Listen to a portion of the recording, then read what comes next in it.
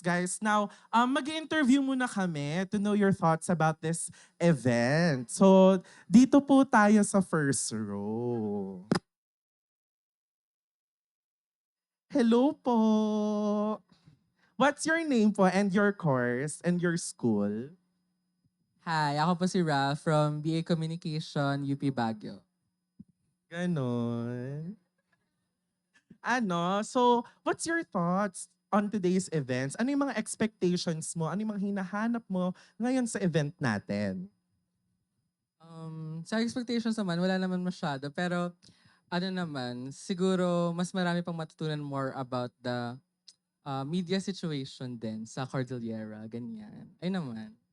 Thank you so much, Ralph Tumaneng from UP Baguio. So, dito naman tayo sa kabilang gilid. Ayan, mag-interview tayo ng guest natin. So, hi, Miss. Good afternoon. What's your name, your course, and your school? Good afternoon po. I am Isabel Payangdo from Benguet State University, Bachelor of Science and Development Communication. So, bilang isang attendee ngayong araw, what's your expectations sa ating event for today? Ayun, matutunan pa po yung essence ng journalism in the development context for the betterment of this nation po. Right, thank you so much. So, stand by lang tayo, guys. So, we'll start in a few minutes. And I hope you are doing well kasi napaka-araw dito sa Baguio City, right? Hindi na tayo inaamag. Natuyo ng ating mga labahan.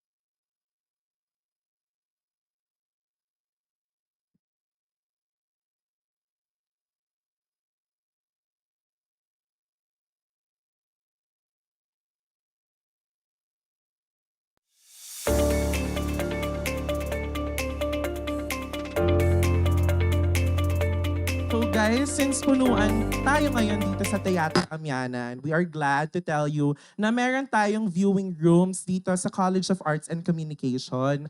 Open na po ang ating viewing rooms dito po sa floor na ito, and you can tell your friends na they can come na para doon po manood ng live stream natin. Thank you very much.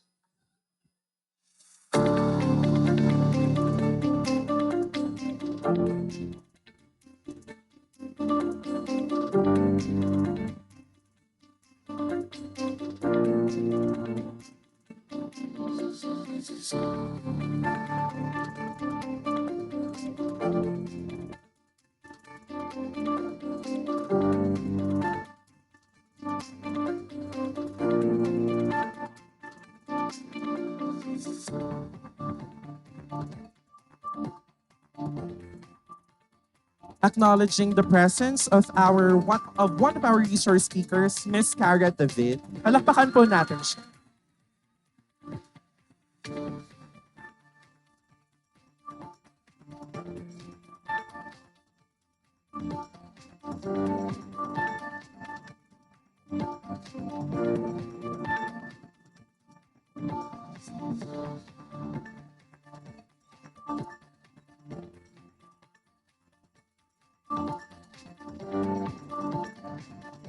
We also acknowledge the presence of our panelists, Mr. Frank Simatu, Editor-Chief, and Mr. Sherwin De Vera, Editor-in-Chief of Northern Dispatch, and Ms. Ray Reyes from UP Baguio Outcrop.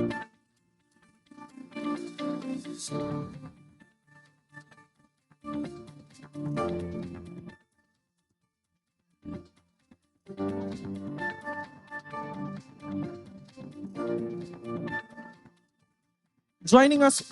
with us today is the Department Chair of the Department of Communication, Sir Orville Tacho, and the Dean of the College of Arts and Communication, Dean Ginny Fong.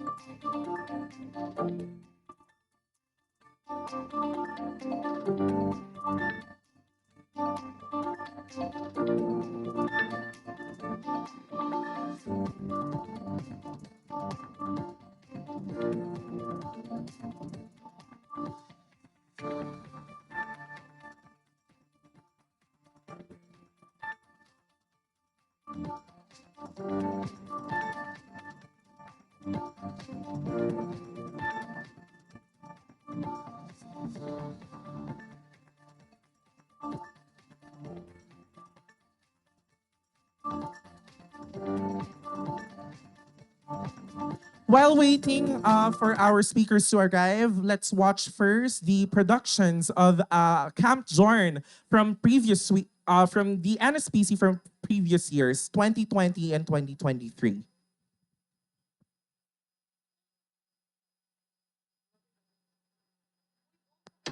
Friend, kailan ka huling nanood o nagbasa ng balita at nasabi mong, uy, ganyan nga rin ang nangyayari dito sa amin? Kailan mo huling nakitang nabalita ang issues at concerns na malapit sa iyo, sa mga kaibigan at pamilya mo at sa komunidad mo?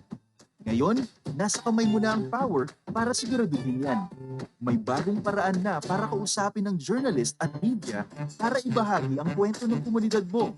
Ganap sa komunidad, ibalita sa BarangayHub.PH. BarangayHub.PH, tila ang balita ng mga ordinaryong Pilipino.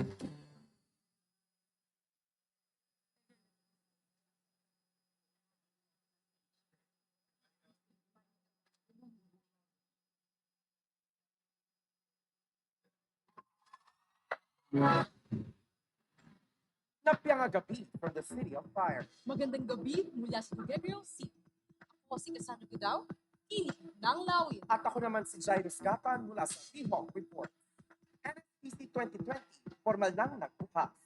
NEPED nagpatupad ng mga precautionary measures dahil sa banta ng COVID-19. Fact check, kakayanin nga ba ng coronavirus ng init ng Tugigaraw? Community empowerment sa pamamagitan ng campus journalism, binigyang daan sa pagbubukas ng NSPC 2020. Lahat ng yan sa Camp Jorn, NSPC Specials. Hatid sa inyo ng fight at kagawaran ng edukasyon.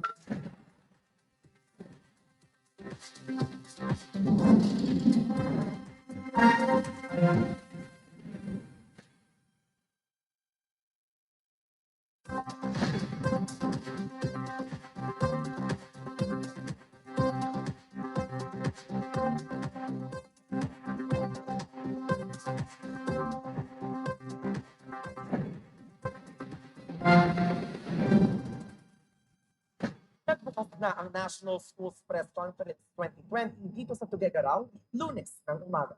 Narito ang highlights ng opening ceremony.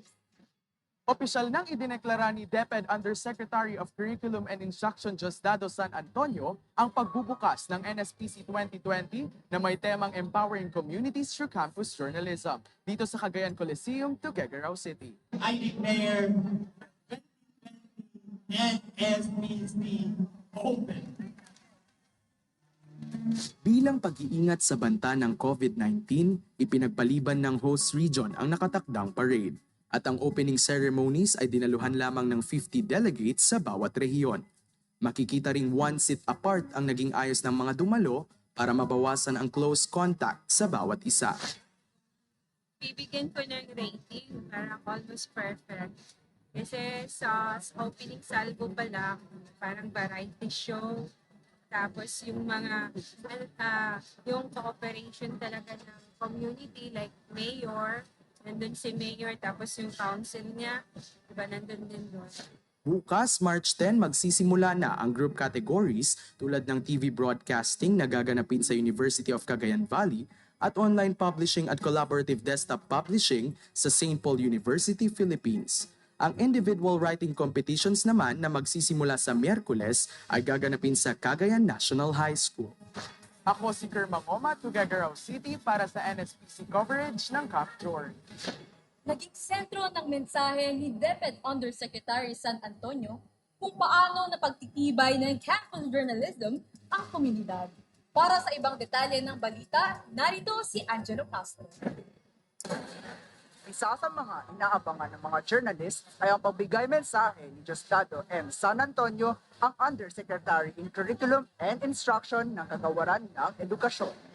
I really feel that when the campus journalists themselves are able to produce the news stories, feature stories, and all written outputs, and even broadcasts, that would make sure that our communities in your own areas will be enlightened, would know what is real truth, authentic truth, especially in the midst of the so-called fake news.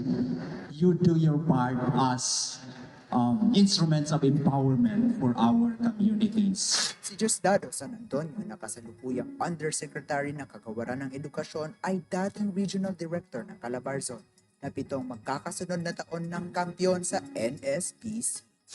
Ang kanyang pagdalo ay nagbibigay turing sa isang apoy na nagbabaga na nagsisimbolo ng katapatan, katotohanan at paninindigan sa pagsisimula ng NSPC 2020. Angelo Castro, Tuguegarao City para sa NSPC coverage ng Capjorn 2020.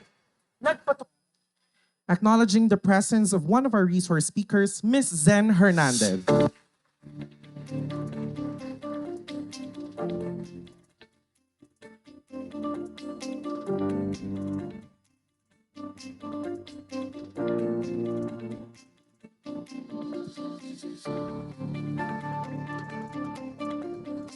We also welcome our guest, Mr. Peter Mackenzie.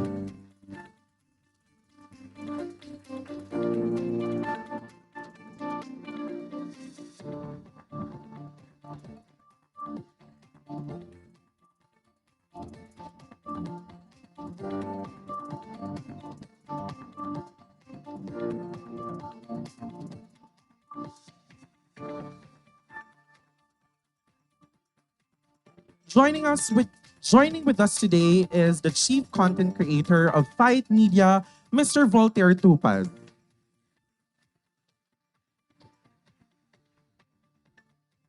Right, so may we request everyone to please settle down as we will begin our program shortly.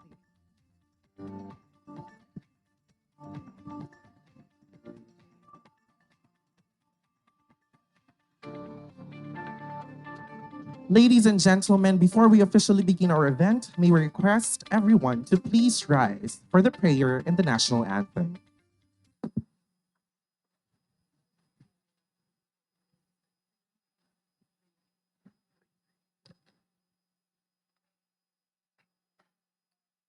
Heavenly Father, we come to you today with humble hearts, seeking your guidance and wisdom as we begin this program. Lord, we ask that you would bless every person who has gathered here today, and that you would be present with us in a special way.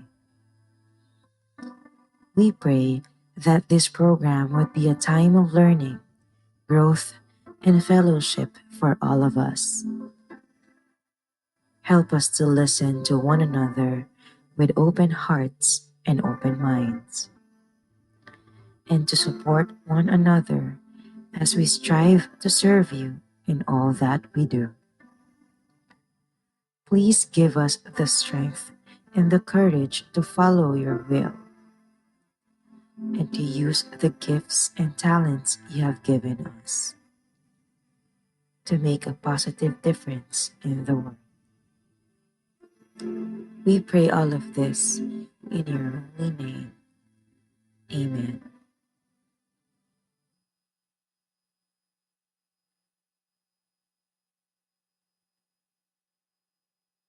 Bayang magiliw, bilis ng silanganan, hanap So sa dibdib mo'y buhay, lupang hinirang, tuyat ka ng makiting, sa manlulupig, di ka pasisihin, sa dagat at bundok, sa simulan, sa langit ang bagha, may dilagang tula at awit sa paglayang minahal, ang kisat ng watawat mo'y tagumpay na nagtiling, ang bituing nataraw ng kailan, bangay di magdidilim, lupa ng langit sa piling, ang hindi kaya ng sa'yo. Please be seated.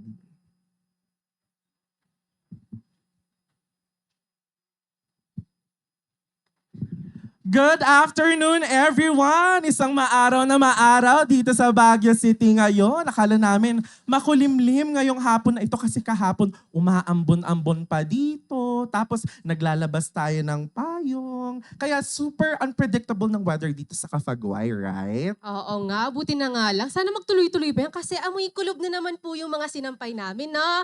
But anyways, kahit kumilimlim man ang panahon ngayon, our excitement is still here because we are joined by some of the most stellar journalists and practitioners in the Philippine media industry. That's right, ang get talagang pakak at bigati ng ating makakasama sa Teatro Amianan. At sure na sure ako na we will acquire a lot of knowledge today. At syempre, bukod sa mga batikang mamamahayag, makakasama rin natin ng iba't ibang journals at practitioners dito sa Baguio City. We have participants from Benguet State University. Please stand up po.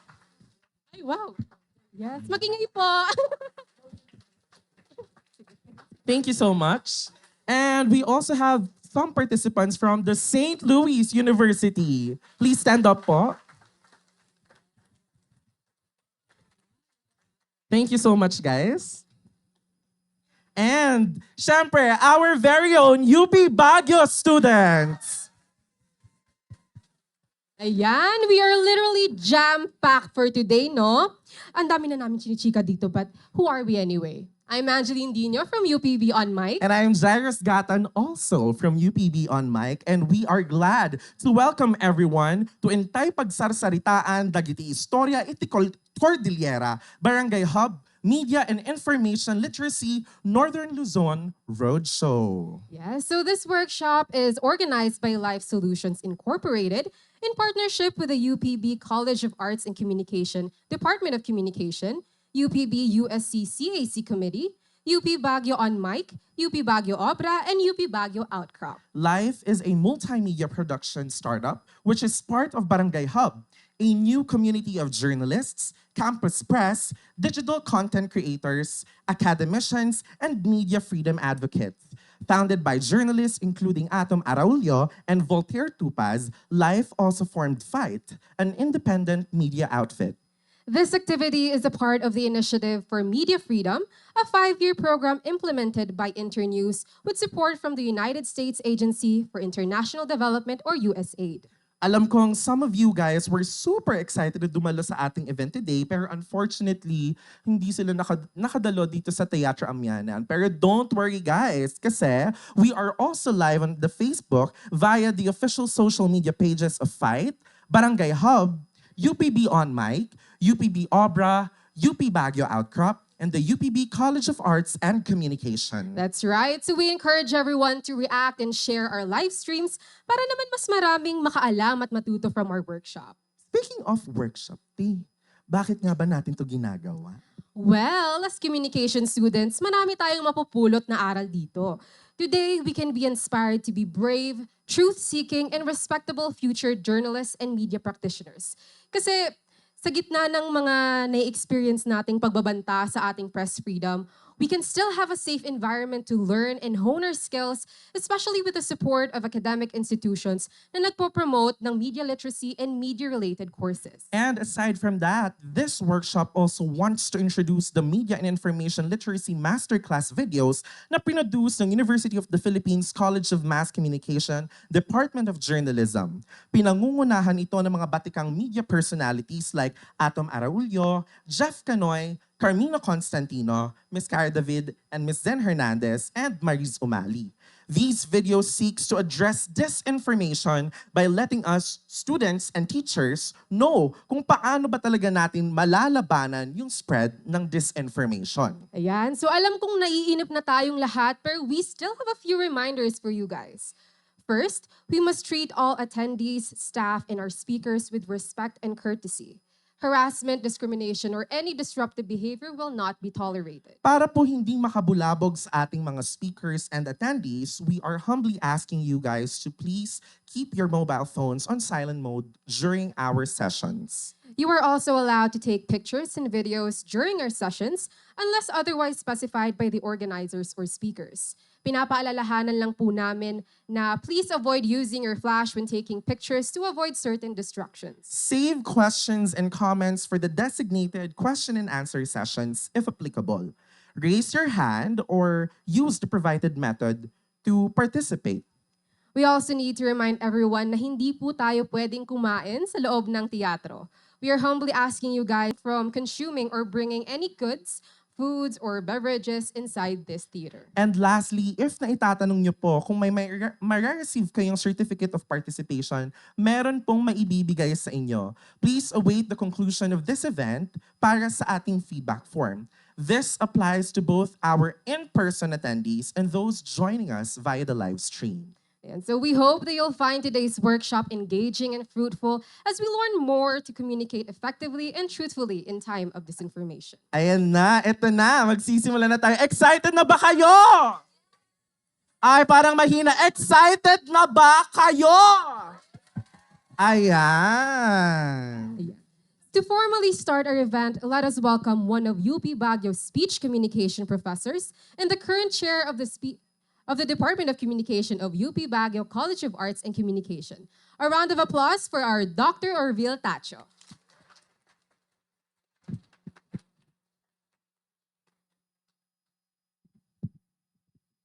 Hello.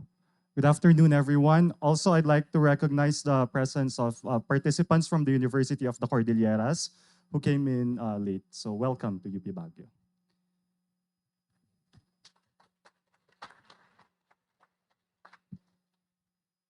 GMA documentarist and now chair of the UP Diliman Department of Journalism, Cara David. ABS-CBN reporter and TV Patrol weekend anchor Zen Hernandez. Fight Media co-founder and Lyf CEO Voltaire Tupaz. Country Director of Internews Philippines Peter Mackenzie. The panelists Frank Simatu of Baguio Chronicle, Ray Reyes of UP Baguio Outcrop, Sherwin De Vera of the Northern Dispatch, Isagani Caspe of Fight Media, and to one of the main organizers, Life Managing Director Bong Santisteban. On behalf of the Dean of the College of Arts and Communication of UP Baguio, Professor Jimmy B. Fong, I welcome all of you to Teatro Amianan. While our venue is humble and intimate, we are thankful to Fight Media for choosing and trusting UP Baguio to provide a space for a spirited and disciplined discussion on effective ways to combat disinformation. This is the second year that the Department of Communication and the College of Arts and Communication are partners with Fight Media for the BarangayHub Roadshow in Northern Luzon.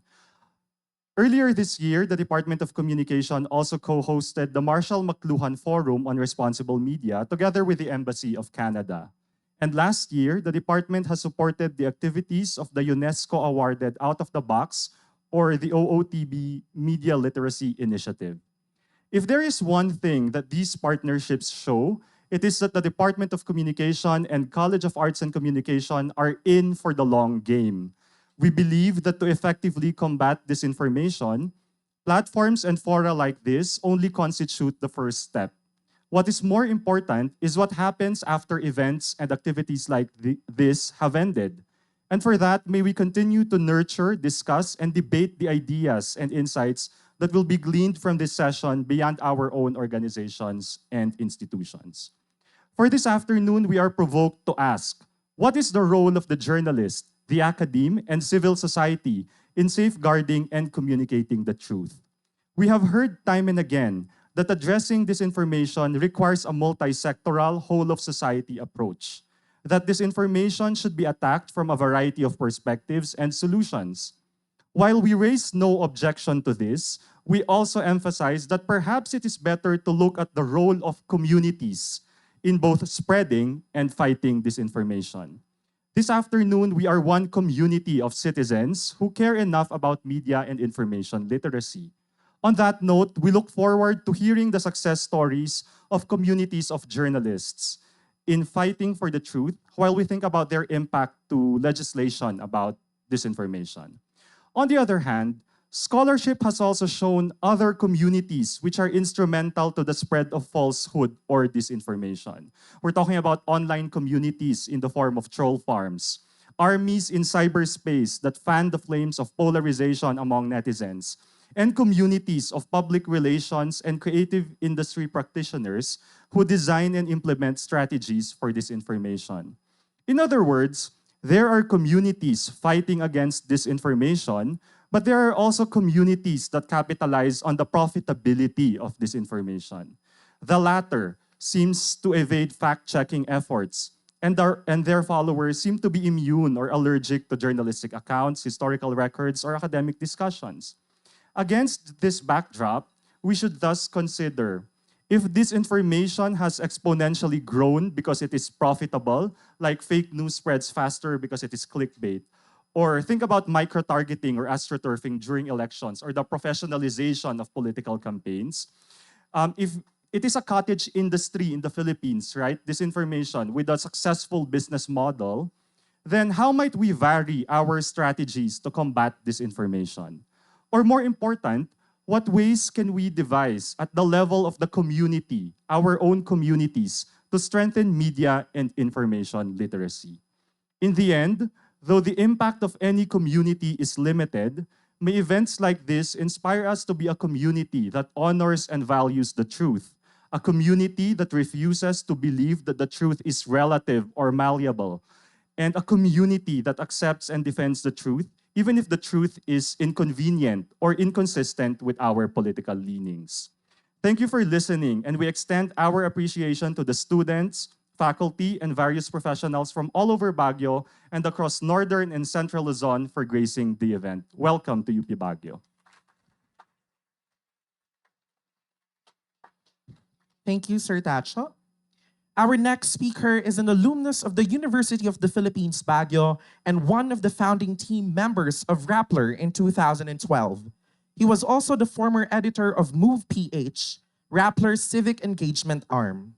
He also designed and steered some of award-winning climate and environmental digital advocacies and platforms such as Not on Our Watch or #NowPH, #ClimateActionPH, and Agos Ibayanihan until 2018.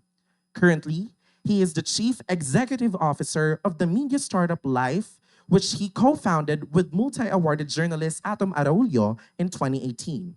He also leads the company's media outfit Fight as its Chief Content Officer. As a journalist, he has produced an award-winning multimedia executions, the most recent being Anatomy of Philippines' first Olympic gold medal, which is a collaborative of Fight Media with the Philippine Center for Investigative Journalism, which won at the 2022 Online Journalism Awards in Los Angeles, California. He also wrote and produced the environmental piece 360 Perspective, Women of the Mountains, which won Best Immersive at the regional round of the Asian Academy Creative Awards 2019. Al Gore's climate reality project recognized him as a Filipino media champion in 2017, eventually receiving the Luntiang Aligato Award in 2018 for his coverage of the historic climate change conference in Paris. Let us give a round of applause for Mr. Voltaire Tupaz.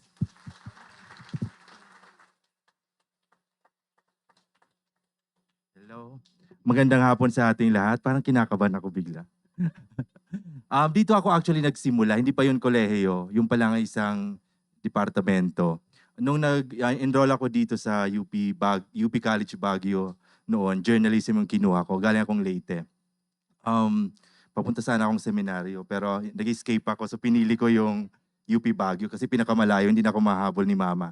So, So nung pumunta kami, kunyari bakasyon, mama, bakasyon tayo sa UP Baguio. Gusto ko makita yung aking future school na hindi ko mapapasukan naman. Gusto ko lang masilip kung anong tsura. Pagbaba niya, hindi na ako sumama pagbaba. Mabuti lang, si Manang Pen, nandito pa si Manang Pen, wala na. Binigyan ako ng slot dyan sa FAC House para maging bahagi ng,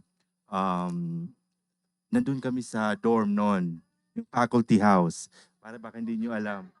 FAC House. We call it FAC House, Faculty House. Ayan na. Ayan no. Ganyan ang gawain ko before. Sakit ako sa ulo dito ng administration at ng mga faculty. Yan, hindi yung pinost lang yan sa aming sa UP Baguio Alumni Group. Noon naalala ko talagang literal na megaphone yung ginagamit namin to amplify our messages, our issues. Wala pang social media noon. Typewriter pang ginagamit ko noon para sa thesis, sa research. Naku, ang hihigpit ng mga teachers noon. Na-trauma ako dito, kaya ako nag-shift. Siyempre, pag bata ka, gusto mo nang maging cum laude, tinikwento ko sa kanila. Ibigla may isang profesor, ang pangalan niya retired na, si Professor Rico Costina. At the end of the first sem, sabi niya, Voltaire, I computed your grade several times, expecting that you would fail. But you still made it. You got a 3, sabi niya. Sabi ko, wala akong pag-asa dito. Bisaya talaga ako. Sabi ko, kasi dito noon, yung kanilang mantra, only the gods deserve a 1.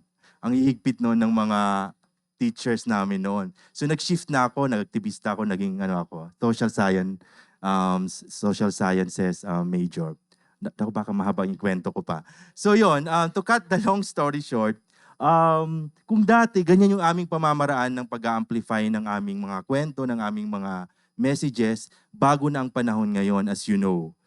You have the power to amplify your stories at yan ay dahil sa inyong mga gadgets. Kaya nandito kami ngayon para hikayatin kayo na maging bahagi ng komunidad na tinatawag naming Barangay Hub. It's a community of journalists, campus journalists, teachers, CSOs, at iba pang mga stakeholders sa ating lipunan.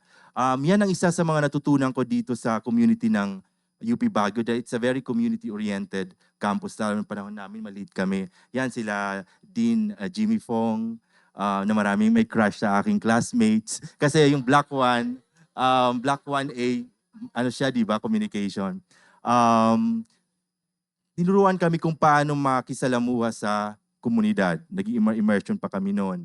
So nakita namin yung kahalagahan ng role ng bawat sektor sa lipunan para magkaisa sa panahon ng kagipitan, mga isyong kinakarap, disaster, at ngayon na isa sa mga panahong iyon. Kumakaharap ang ating industriya ng malaking problema, yung tinatawag na disinformation. Hindi na tayo ang gatekeepers tulad ng panahon namin noon. Ngayon, marami na tayong kakompetensya. Mayroon ng vloggers, mayroon ng mga content creators. Hindi na lahat naman kaaway, pero maraming paraan para mag-collaborate with these content creators. And I think yung discipline natin magpapatuloy kung tuloy-tuloy rin yung pagkatuto natin, yung skill sharing, skills building sa pamamagitan ng mga conversations at workshops na tulad ng ganito. Saan pa magsisimula yung tinatawag nating independent media, values ng ethical journalism, kundi sa ating mga paaralan sa ating classrooms. So yun yung ating layunin ngayon, to help nurture an environment that would support independent media. Lalo na sa ating community media. Kaya kasama natin ngayon yung ilan sa ating mga partners from Northeast. Nandito si Sherwin, si Frank, isang veteranong mamamahayag ng Baguio Chronicle. Pag-uusapan natin kasama yung ating mga teachers at kayo kung paano nga ba natin mapapalakas pa ang ating hanay para maging mahusay at maging safe ang ating hanay, ang ating sektor bilang mga content creators, mamamahayag, communicators, journalists. So welcome sa ating pagtitipon ngayon. Wina-welcome ko yung aking mga kasamaan sa industriya. Ito si Cara, si Zen. Ang hirap nilang hagilapin pero dahil busy sila, pero dahil mahal nilang Baguio. Kaya si Cara talang lagarista yan, galing meeting pa yan, tapos aalis after. Pero talagang nag-effort na pumunta dito sa inyo. Dito rin si Peter, it's his first time to visit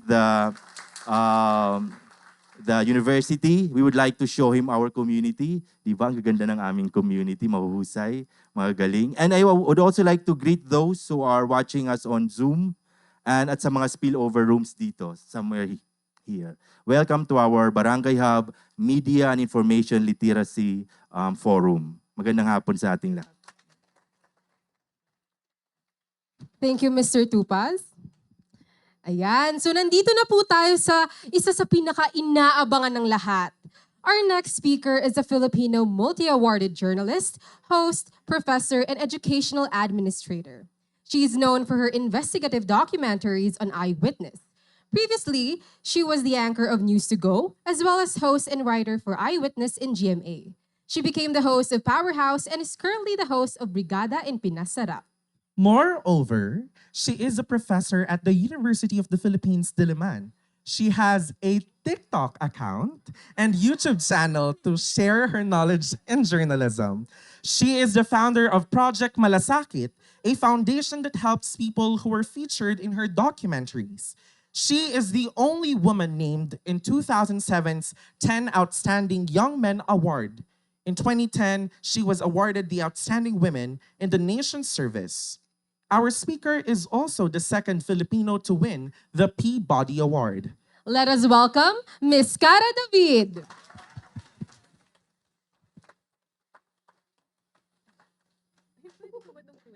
Pwede ko itong kunin? Akala ko sasabihin, the queen of potential sound on TikTok. Kasi lagi nang sinasabi yon, nasanay na ako. Diba? Thank you. Maraming salamat sa UP Baguio at sa lahat ng mga estudyante mula sa Cordillera region na nandito ngayon. Maraming salamat din sa lahat ng mga guro na dumating ngayon. Salamat sa Fight.PH for inviting me again and again at hindi kayo nagsasawa sa akin. Thank you to Internews, Peter, and also my colleague. Kamarites ko. si Zen Hernandez. Magkaibigan po kami. Maraming salamat po sa pag-imbita sa akin dito. Ayan. May pa-PowerPoint ako. Charot. Kasi naging teacher na ako, kaya kailangan may pa-PowerPoint. Ayan. Hindi pa po ako natututong mag-Canva, kaya po. I'm sorry. I'm sorry, nasa PowerPoint pa po ang aking knowledge. Okay, sige. So today I'll be talking about media and information literacy. Next slide po. Okay, pero I want everyone to be honest. Guys, ibaba niyo muna ang inyong mga cellphone. Gusto ko honest ha. Where do you get your news? Sino, raise your hand ha, sino ang kumukuha ng balita sa Facebook? Yami! Peter, you also raised your hand. Yeah, okay, let's be honest.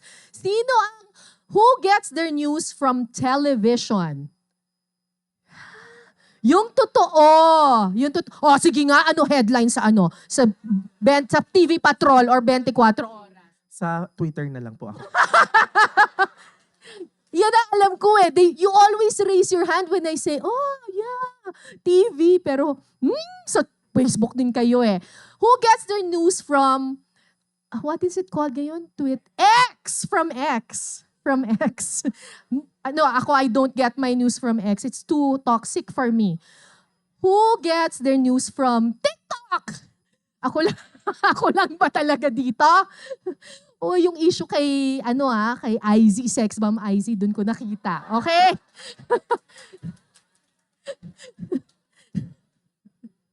Alright, who gets their news from the newspapers? Siyempre si Frank. Who gets their news from the newspapers? Walang mga bata. No young people? Newspapers? Okay, ito. News website. Yon. Alright, news website. Tingnan natin, noong 2022, researchers from Ateneo and UP did this survey and Well, it's very representative of this group is very representative of the country. 78.8% of Filipinos get their news from Facebook. 66% get their news from television. Okay? 56% get it from YouTube, 53% from news websites, Twitter is 21%, and newspapers 17.9% lamang. Siguro, kung mas malakas ang internet connection natin, I'm guessing Facebook will be really up there and baka bumaba pa ng kaunti ang television. Next slide po. So, tingnan natin, mas marami ba ang kumukuha ng kanilang balita sa social media or sa print and broadcast media? 72% get it from social media, 61% television media, 16% from print media. So this is from the 2021 Digital News Report of Reuters Institute. So nakikita natin na yung trend talaga, almost everybody get their news from social media. Next slide.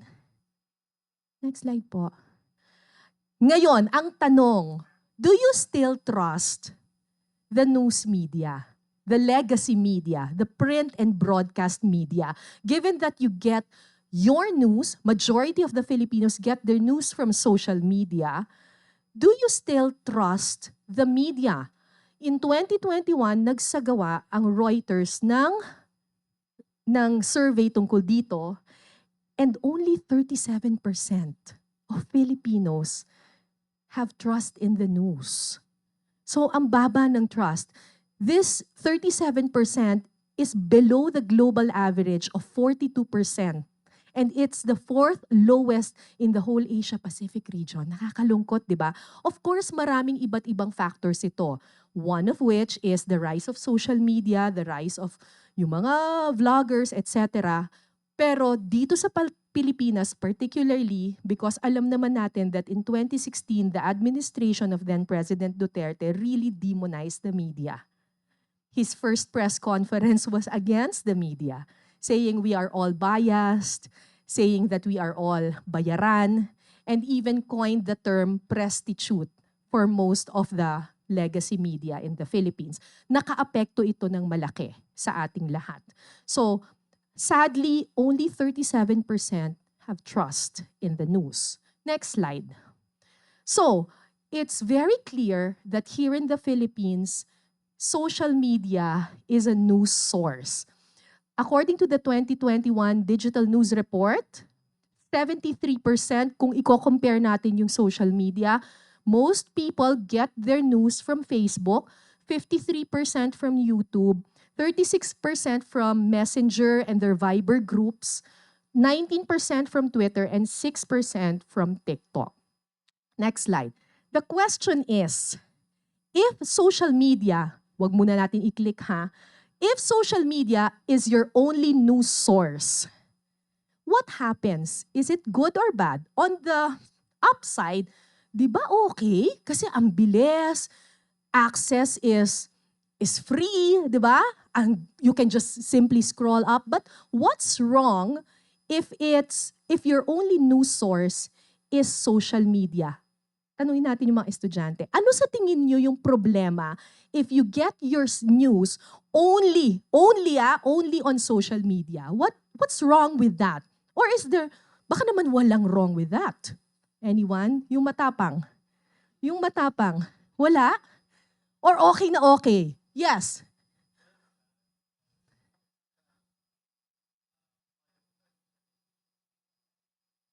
Mm-hmm. It's an echo chamber. It becomes an echo chamber. Mm-hmm. Correct.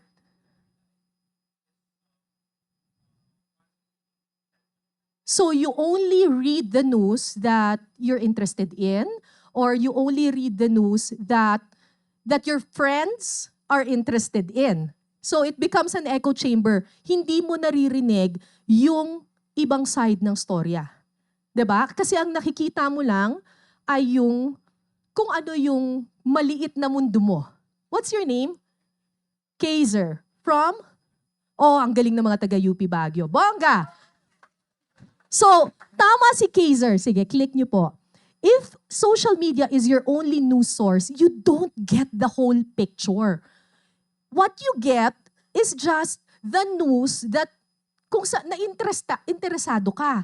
Or yung news na interesado yung mga Facebook friends mo. So, hindi mo ngayon naiintindihan, hindi mo nalalaman ano yung mga iba pang balita na maaring iba ng pananaw mo sa buhay. You don't get the whole picture. Nung eleksyon, yan ang naging problema ng marami sa atin. You support a particular candidate, you think that your candidate is winning because all the news that you get from your social media feed is only about this person. 'Di ba? May echo chamber nga. What else? Ano pa kaya ang problem if you just get your news from social media? If this is your only news source. Halimbawa, yung mga memes on Facebook. What's the problem if you just base your news on Facebook memes or mga videos, etc.? What else? Yes. Are you from? Okay.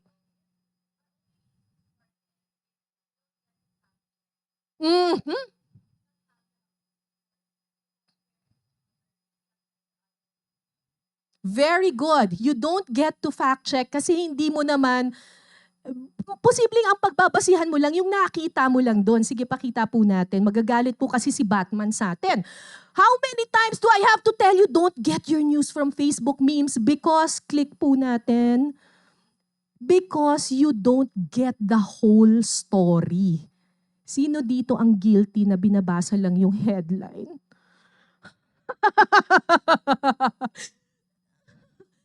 Sino dito yung guilty na pag nakita na yung meme, okay na? 'Di ba? Means ganun lang po kasi nahihiya po tayo, 'di ba? Meron pa ba, may problema pa ba kapag your only news source is social media? The other problem is you don't get the whole picture, you don't get the whole story, and ang problema, images and stories on social media can be faked. Diba? So imagine nyo na lang, hindi na nga buong picture ang nakuha ninyo, hindi pa buong storya ang nakuha ninyo, peke pa yung nakuha nyo, patay na tayo dyan. Diba? Next slide po. So, ang tanong dito, do you read the whole story? Unfortunately, in a survey, nakita that 59% of Filipinos will click the link and read the whole story. Yay for the 59%. But the rest will just watch the video or read the headline and then move on. That's the problem. Next slide. Kaya nagtataka pa ba kayo that fake news is a big problem in the Philippines? What's ironic is that 9 out of 10 Filipinos agree that fake news is a problem. Alam pala nating problema eh. Ba't di natin binabasa yung storya? Ba't hanggang headline lang tayo? Next slide po. Sabi ng SWS, tinanong nila, is fake news a problem? 32% said, yes, it's a very serious problem. 38% said, it's a somewhat serious problem. And a minority of Filipinos ang undecided and nagsabi na, no, it's not a serious problem. So, clearly, we all agree that fake news or false information is a big problem in the Philippines. Why are we not doing something about this? But wala tayong ginagawa. Because, eto po, next slide. Can you spot fake news? Tinanong din kasi eh. And half of the Filipinos said, I find it difficult to spot fake news. The other half, I find it easy to spot fake news. So, kalahati ng mga Pilipino, hindi kayang spot kung ano ang fake news at hindi. At yung totoong news. Yun ang problema natin.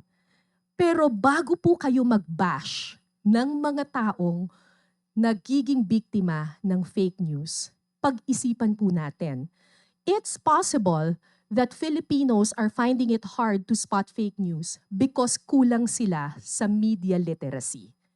It's not their fault. It's probably because they're not exposed to the technology, or that they're not exposed to the new trends, or because simply hindi natin sila tinuruan. We did not educate them or inform them enough on how to use this technology. Fourth, it's possible that naging masyado ng sophisticated ang fake news ngayon that it's so difficult to see if it's fake or not. Ako, I will admit that there are times that I still fall victim to false information. Oh my God, AI ba to? There was this one time, I was following someone on TikTok. Sabi ko sa asawa ko, mahal, tingnan mo to. Sabi niya, oh ano, ang galing pala sumayaw ni Keanu Reeves. Apparently, it's an AI-generated Keanu Reeves. I didn't even know that it existed, na meron palang mga AI accounts, si Leonardo DiCaprio at si Keanu Reeves doing the TikTok trends. And Tom Cruise. And I was saying, look, Keanu Reeves is so cool. Wow, ang galing niya. Alam niya itong mga trend na to. Mga ganon-ganon. Mga ganon. Sabi ko, galing ni Keanu. Sabi niya, mahal, hindi yan si Keanu. Sabi niya, tingnan mo, ang liit niya, oh. Matangkad si Keanu Reeves. Yung pala AI generated. So ang daming nabibiktima because mas nauuna yung technology more than our knowledge. Agree? Alright. Dahil dito, next slide, noong 2017, ang ating mahal na gobyerno,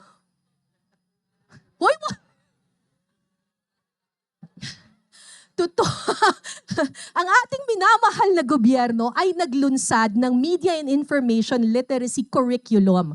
They required all public schools and private schools to hold media and information literacy subjects in the senior high school level. Among our students here, sino ang nag-take up na ng media and information literacy when you were in senior high school? Alright, wag niyong ibababa yung kamay ninyo. Sino ang satisfied with how the binababa na yung mga kamay. Who among you are satisfied with how the media and information literacy subject was being taught? Bakit? Bakit hindi kayo satisfied? Ano yung mga problema? Hindi namin sasabihin sa mga teacher ninyo. Yes. One semester, yeah. Ano tinuro sa inyo? Kinds of media. Production methods. Swerte ka pa, ha? Kasi yung anak ko ang tinuro how to make a PowerPoint. So sabi ng anak ko parang, Canva na po kami, mama, pero PowerPoint pa yung tinuturo ni MIL teacher. Bakit hindi kayo satisfied sa MIL ninyo? Yeah. What did they teach you? Just definitions. Just definitions.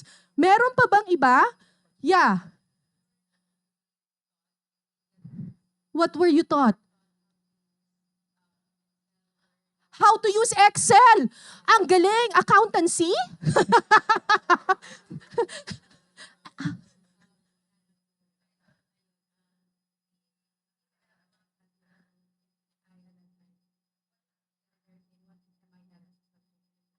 Correct. So, tama yung tanong. What's your name, my dear? What's your name? Angel. Ano nga ba ang media literacy? Hindi kasi tinuro kaila Angel. Kasi posible ang teacher nila, taga-media ba yung teacher ninyo? Ano pong... ICT teacher. Alam niyo ba na merong nagtuturo ng MIL, health teacher, PE teacher, science, araling panlipunan? Whoever has minimal load at that time, they were given the MIL subject. So, ano nga ba ang media literacy? Okay, sige, go. Media literacy is the capacity to understand, analyze, and critique the media. It's the ability to meaningfully participate in print, audio, video, and internet discourse. Pag nagkaroon kayo ng knowledge of how the media works, magkakaroon kayo ng critical thinking skills that would empower us to make decisions not only in the classroom, but in our homes, in our workplace, and even the voting booth. And because of this, when we enhance the subject media and information literacy, we also enhance the democracy of this country. Diba? Ang ganda ng layunin, pero hindi na ituturo ng mahusay. May, anong name mo? Sabi ni Gab kanina, isang semester lang daw kasi tinuturo ang media and information literacy. Gusto niyo bang tingnan kung gaano kalawak yung media and information literacy curriculum? Pinag-aralan ko po ito, nahilo po ako eh. Next slide po. Ayan po, 16 pages po. 16 pages ang MIL curriculum. It starts with Introduction to Media and Information Literacy. Next slide. Tapos, merong Evolution of the Media from the Prehistoric Age, Industrial Age, Electronic Age, to the New Information Age. Alam niyo po, itong prehistoric age, yung history na yan, isang semester ko po yan tinuturo. Okay? This is 16 pages of media and information literacy na tinuturo namin in 4 years in college. Pero gusto nila ituro in 1 semester in high school. Ang problema, may enough resources ba to teach this subject? May enough focus ba to teach this subject? Next slide po. Ay, meron pa. Media and information sources, languages, legal, ethical, and societal issues, etc., etc. This is 16 pages and kawawa naman yung ating mga guro kung hindi naman nila expertise ang media literacy and then they're given a 16-page curriculum tapos walang resources, what's gonna happen to them? Next slide. So nagpa-focus group discussion po kami sa UP Journalism Department. We did a research, nag-focus group discussion kami with media and information literacy teachers in the public schools and media and information literacy students. And we also, next slide po. We also did a focus group discussion with curriculum developers and education experts. This is what we found out. The current media literacy curriculum is too heavy and too complicated for 1 semester. It lacks focus and tries to squeeze in a lot of information in just 1 semester. It is not well adapted to the current Philippine setting. Marami sa mga resources na ginagamit nila galing lang sa internet, galing sa ibang bansa. And most teachers are not well equipped to handle the media and information literacy classes. Next slide, please. Bakit hindi sila well-equipped? Because sino ba ang nag-handle ng media literacy subjects? English teachers, araling panlipunan teachers, and teachers who need teaching load. May na-interview kami PE teacher na bigay sa kanya ang media and information literacy. And what do they teach? Different kinds of media, history of media, how to make a website, how to make a PowerPoint presentation, how to make a vlog, how to write news stories, etc., etc. Okay? Next slide. Sabi ng mga teachers na na-interview namin, the willingness to teach and to learn is there. But the need for skills and training for senior high school teachers talagang mataas. And there is a need for resources that teachers can use for their media literacy subjects. And there is a need to harness the power of social media to teach students about media literacy. Kasi nandoon na yung audience natin. Yung kanilang mga estudyante, mas magaling pa sa kanila sa technology. So sabi nila, kailangan namin ng tulong. And kung pwedeng nasa social media na ito, para nandun na rin yung captured audience natin. And because of this research that we did in the UP Journalism Department, we came up with a project with the UP CMCFI, CMC Foundation Incorporated, and Internews Philippines. sponsored by the USAID. Ang aming proyekto ay mag-produce ng series of vlog tutorials on media and information literacy. I-upload namin ito sa YouTube at gagawa kami ng mga module para sa mga teacher na may mga lesson plan, quiz, question, class discussion, etc. Pati yung mga sagot ilalagay na namin doon. Ipamumudmud namin sa mga teachers para magamit nila yung mga video na gagawin namin at magamit nila ito sa kanilang mga klase. Thank you po. We will upload it on YouTube so that everyone who wants to learn about media and information literacy can just click it and learn. This is going to be our introductory video. Next slide po. To that. Hi everyone! Kumusta? Tuturuan ko kayo.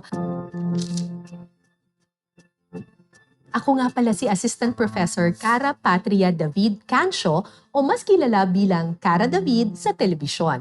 Bukod sa pagiging reporter at dokumentarista, nagtuturo din ako sa Journalism Department ng UP College of Mass Communication. Oh yes!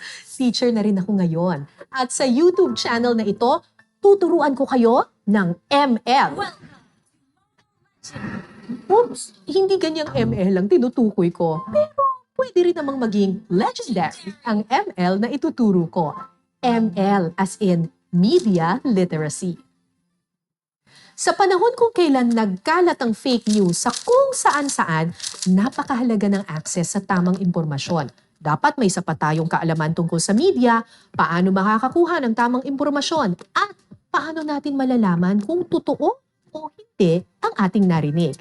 Media and Information Literacy ang tawag dyan. Madalas itong ituro sa high school, pero ngayon, kahit tayong matatanda, kailangan na rin nating matuto. Kaya palawakin natin ang classroom. Sa YouTube channel na ito, makakasama ko ang ilan sa pinakamahuhusay na reporter, news anchor at dokumentarista sa Pilipinas.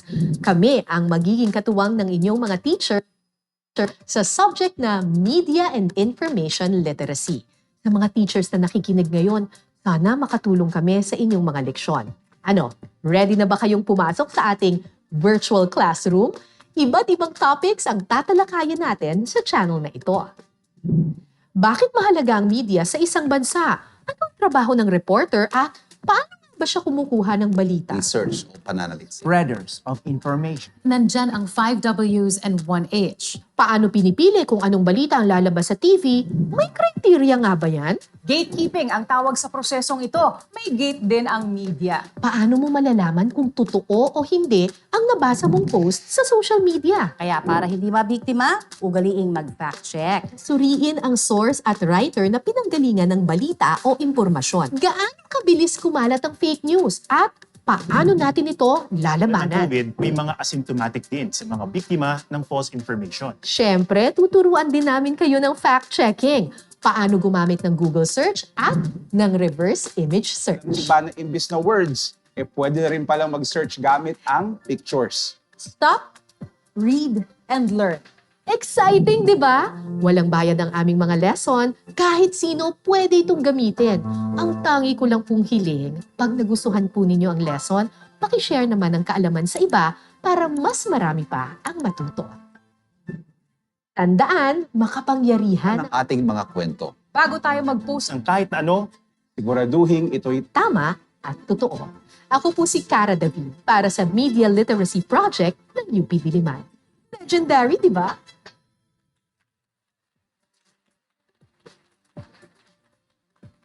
Thank you. So, hindi pa yung tapos yung talk ko. So, sorry. So ito pong video na ito ay collaboration siya ng iba't ibang mga reporters at mga news anchors ng Kapamilya Network at ng Kapuso Network. Baka magalit yung mga kapatid sa akin, charot. Next video na lang sila. Sorry. Nagpa-survey kasi kami sa mga estudyante. Tapos ang pinili itong mga itis. May kasalanan yung mga students. Siyempre, nagpa-survey kami sino mga gusto nilang makita. So, ayan ang lumabas. Alright. But the scripts were written by students of journalism in college. So ito yung kanilang naging final project. Ayan. So, ang tanong siguro, ano ang curriculum namin? Ano ang curriculum namin? Next slide po. Hi everyone! Ay, wag yan. Kumusta? Ulit. Okay, go. Our curriculum. So we have 3 modules. Wow, may pa-module. Nako, parang online learning, charot. Okay, module 1 is about the importance of journalism, the process of news production, gatekeeping, and news values. Yung module 2 is about false information or fake news, how to spot fake news, the different types of fake news, at paano kumakalat ang fake news. And number 3, tuturuan namin kayo ng fact-checking. Sino ang mga fact-checking organizations, paano gamitin ng Google at paano i-level up ang inyong Google skills to be able to fact-check, and how to use the reverse image search. Sino ang ating mga lecturer? Si Howie Severino will teach you about the importance of journalism. Siyempre, yung pinakamatanda yung pinili namin para sa subject na yan. Inokray ko pa talaga si Howie. Joke lang. Alright, next. Si Zen Hernandez tsaka si Carmina Constantino ang magtuturo ng gatekeeping and news value. Si Carmina will teach you how the news becomes news. Alright. Already na yung mga kilig! Next slide po. Diyos ko, pag may mga atom around, oh my God! God! Okay, si Atom Araulio, kinumpara niya ang COVID-19 pandemic with how fast fake news or false information spreads. Okay? So parang ang point dito ni Atom ay kung natatakot kayo sa virus, matakot kayo sa virus ng fake news. Ako po ang magtuturo sa inyo para hindi po kayo mabudol ng fake news. At yung iba't ibang uri ng fake news. Si Connie Season, next slide po. Si Connie Season tsaka si Ivan Mayrina will teach you fact-checking and how to improve your Google search skills. And lastly, si Maris Umali at si Jeff Canoy will teach you ano ba yung iba't ibang mga fact-checking organizations at paano gamitin ang reverse image search. Ayan. Alam ko na kanina may slide tayo, hindi daw tinatrust ang media kasi bias daw tayo. Pero bago kayo maniwala sa mga false information na yan, alamin niyo sana muna kung paano ba nagiging balita ang isang balita at paano namin pinipili kung ano ang magiging balita at ano ang malalaglag sa news lineup. This is hindi po namin ito hinuhugot lang sa hangin. Lahat po ng balita na nilalabas namin sa aming mga newscast ay pinag-usapan at pinagdebatihan ng maraming mga journalists bago ito umere. Kasi merong proseso ng gatekeeping at merong prinsipyo ng news values. Pero ako pa ba magtuturo sa inyo niyan? Sampulan na natin ng isang lesson courtesy of Ms. Zen Hernandez.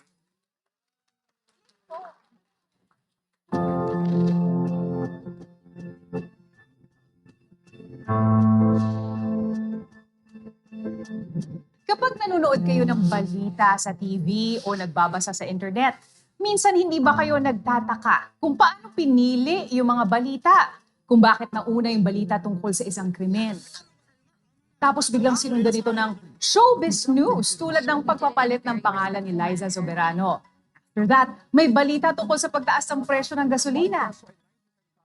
Tapos biglang may balita tungkol sa isang babaeng sumusuka raw ng palaka.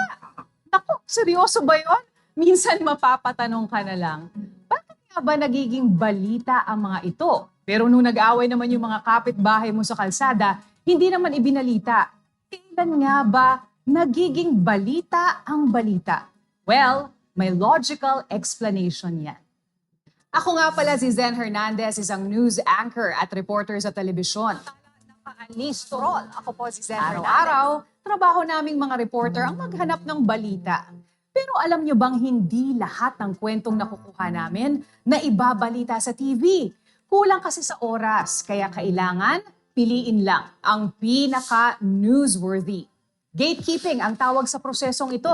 Oh yes, hindi lang bahay ang may gate, no? May gate din ang media.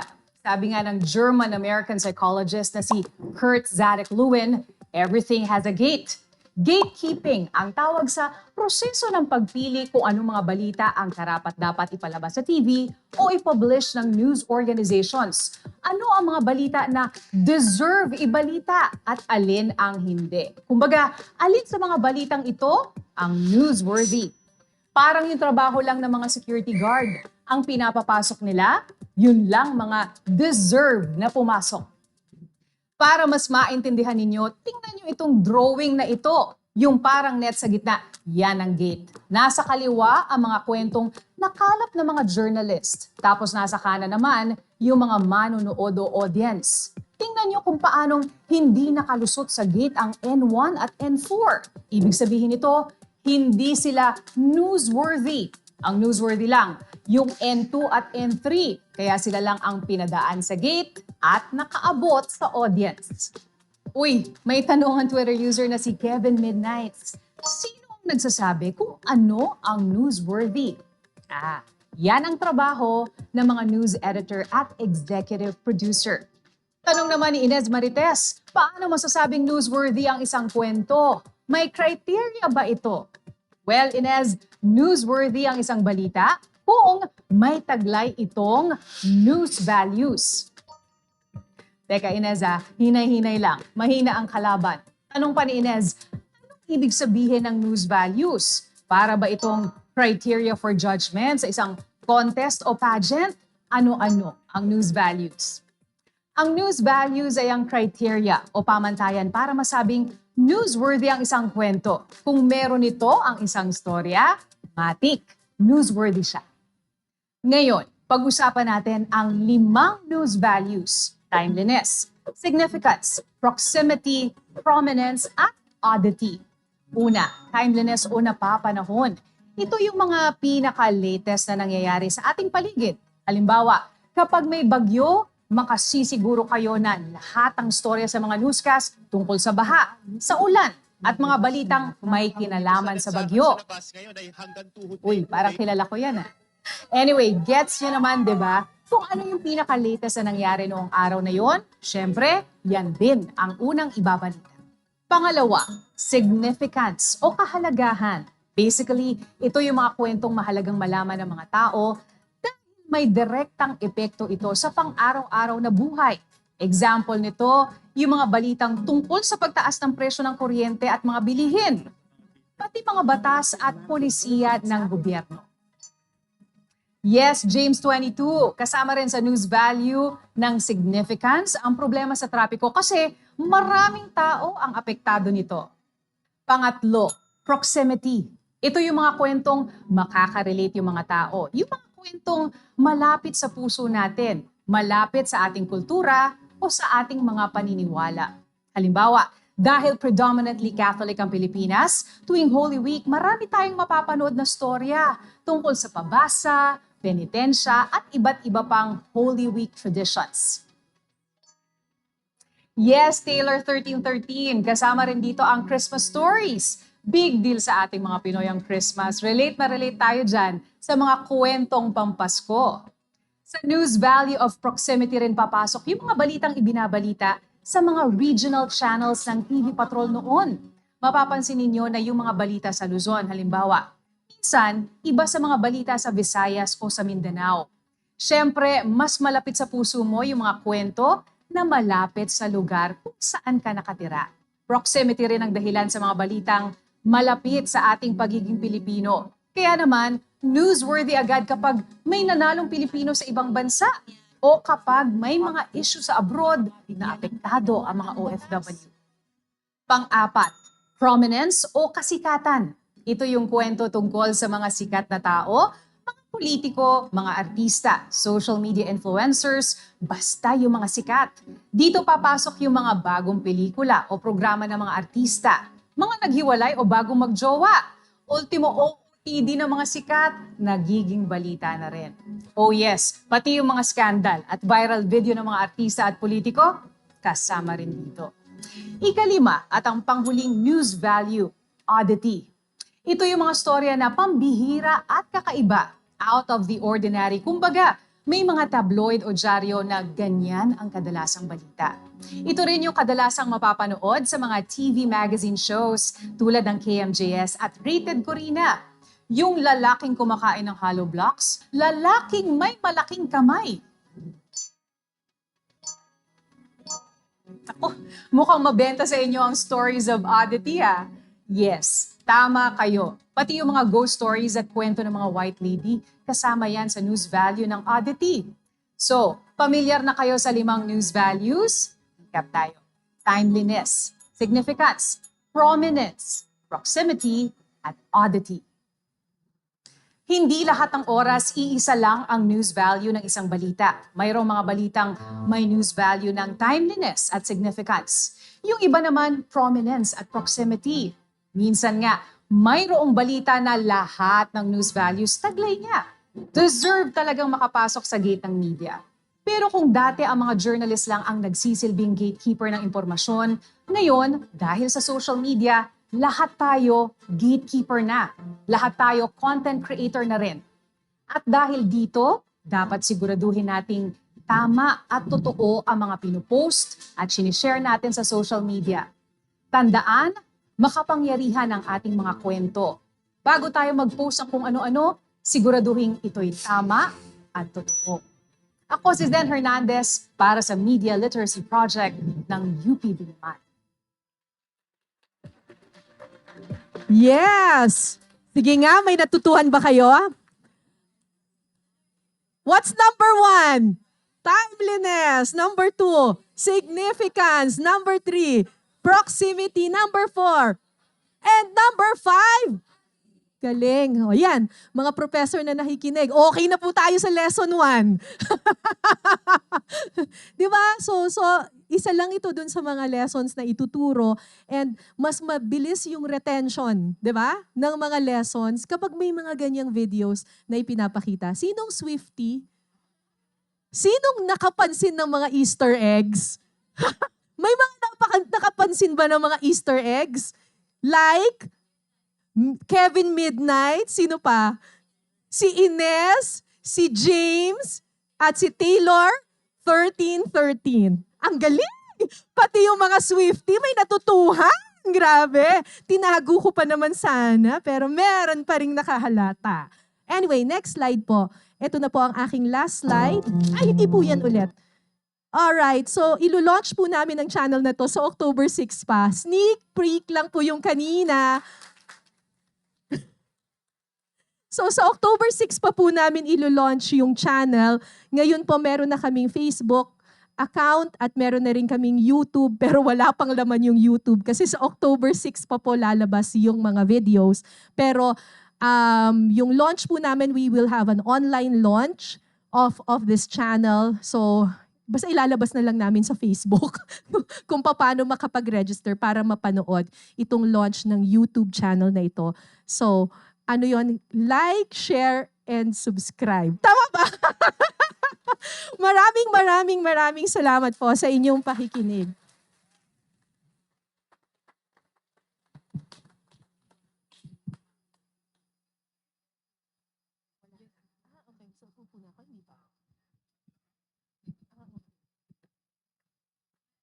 The serve. Jobber. Ayan. Thank you so much for that insightful, Ma'am Cara. And I do hope na marami tayong natutunan. Marami ba? Ayan, deserve nyo yan, guys. Pero bago tayo mag-proceed sa ating Q&A session, we prepared a little surprise lang para kay Miss Cara. Let's greet her with a happy birthday! Birthday na ni Cara! Birthday na ni Cara! Birthday na ni Cara! Birthday ni Cara! Ngayon! Get out!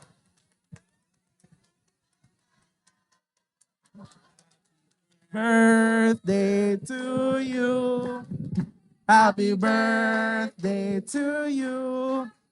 Happy birthday, happy birthday, happy birthday to you.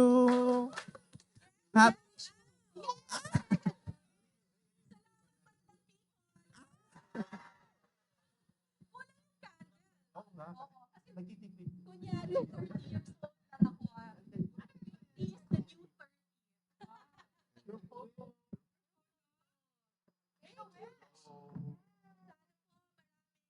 Kilig ng aming channel.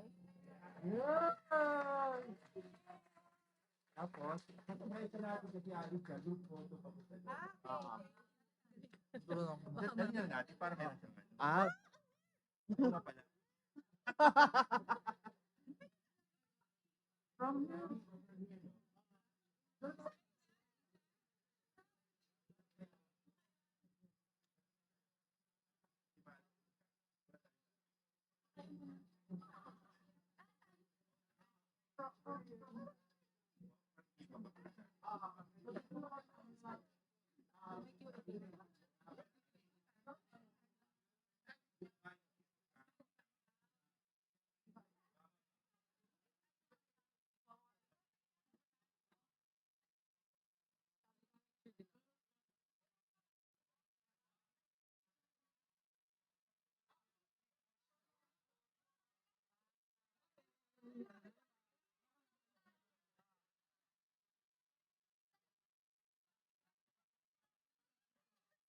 Guys, closer po. Compress. Compress Yes, tayong compress po. lahat.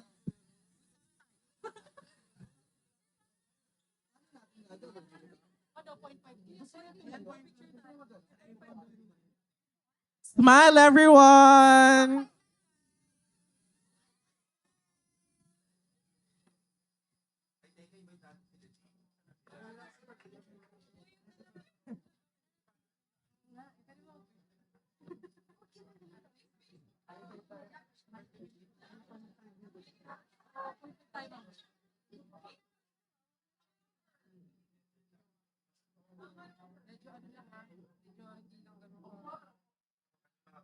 Say happy birthday, Miss Cara! Happy birthday, Miss Cara! Oh, isa pa raw, video. Okay, 1, 2, 3. Happy birthday!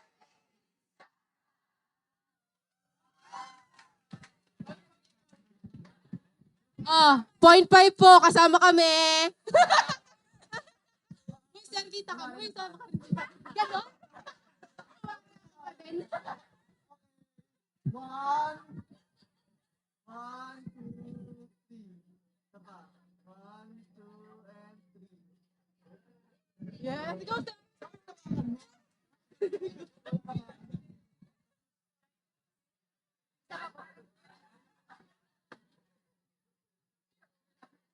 All right, may we request everyone. Thank you so much, guys.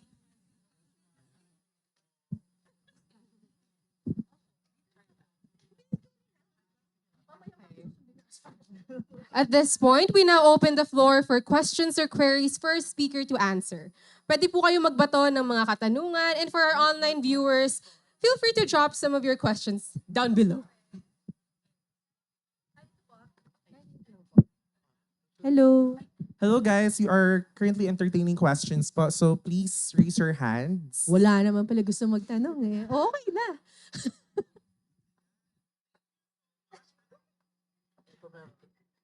Ayan. Okay.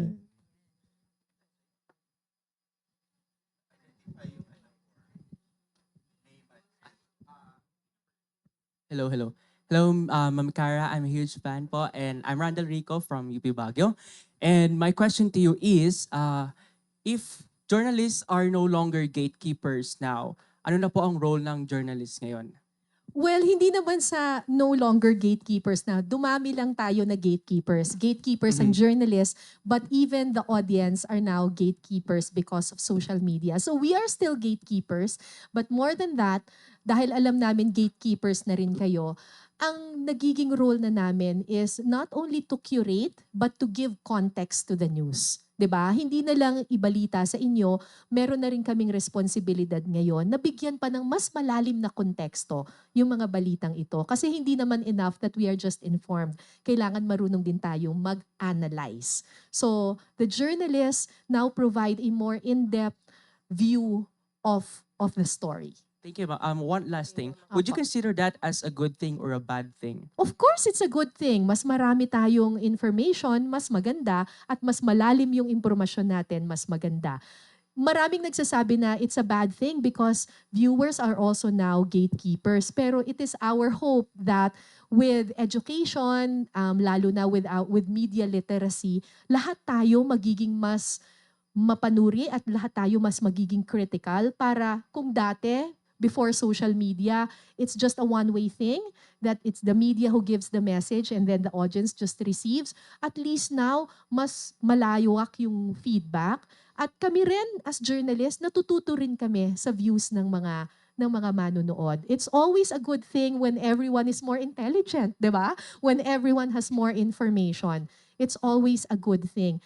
Kaya nga, yung media literacy, sobrang importante para alam natin lahat paano gamitin itong technology na to. Thank you very much, ma'am, Thank and happy you. birthday. Thank you. Lalo tuloy naaalala kung 50 na ako. Diyos ko.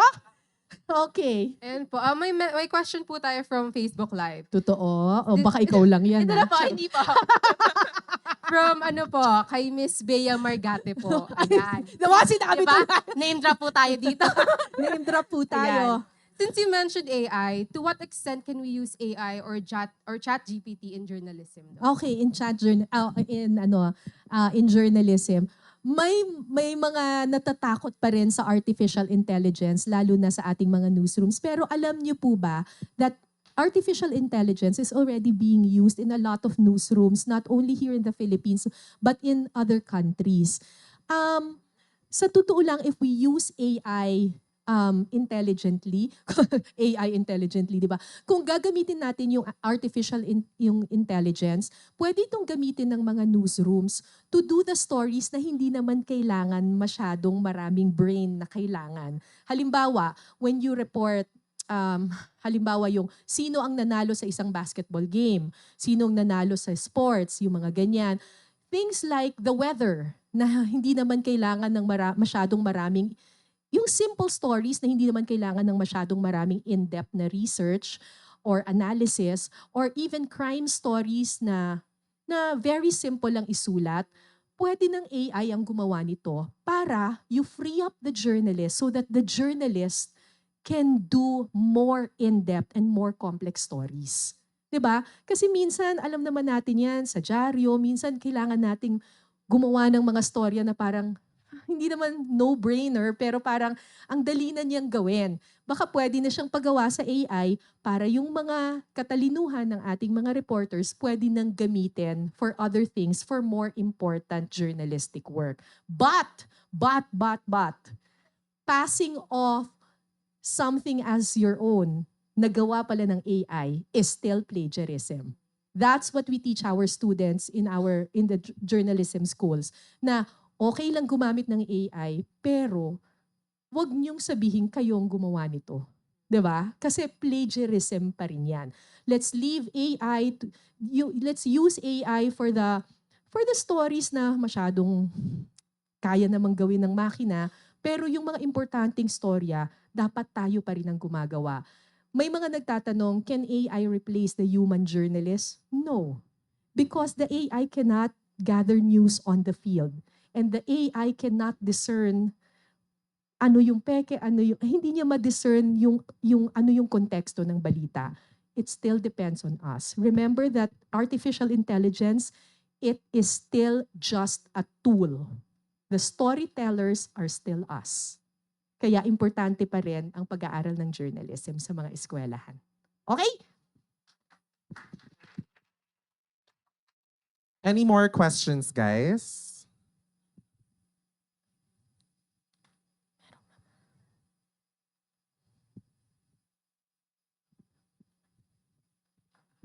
Hello po. Hi. Good afternoon. So, since napag-usapan po natin na yung media na ngayon is very saturated and polarized with so many information, lalo na po sa mga user-generated contents, ganun.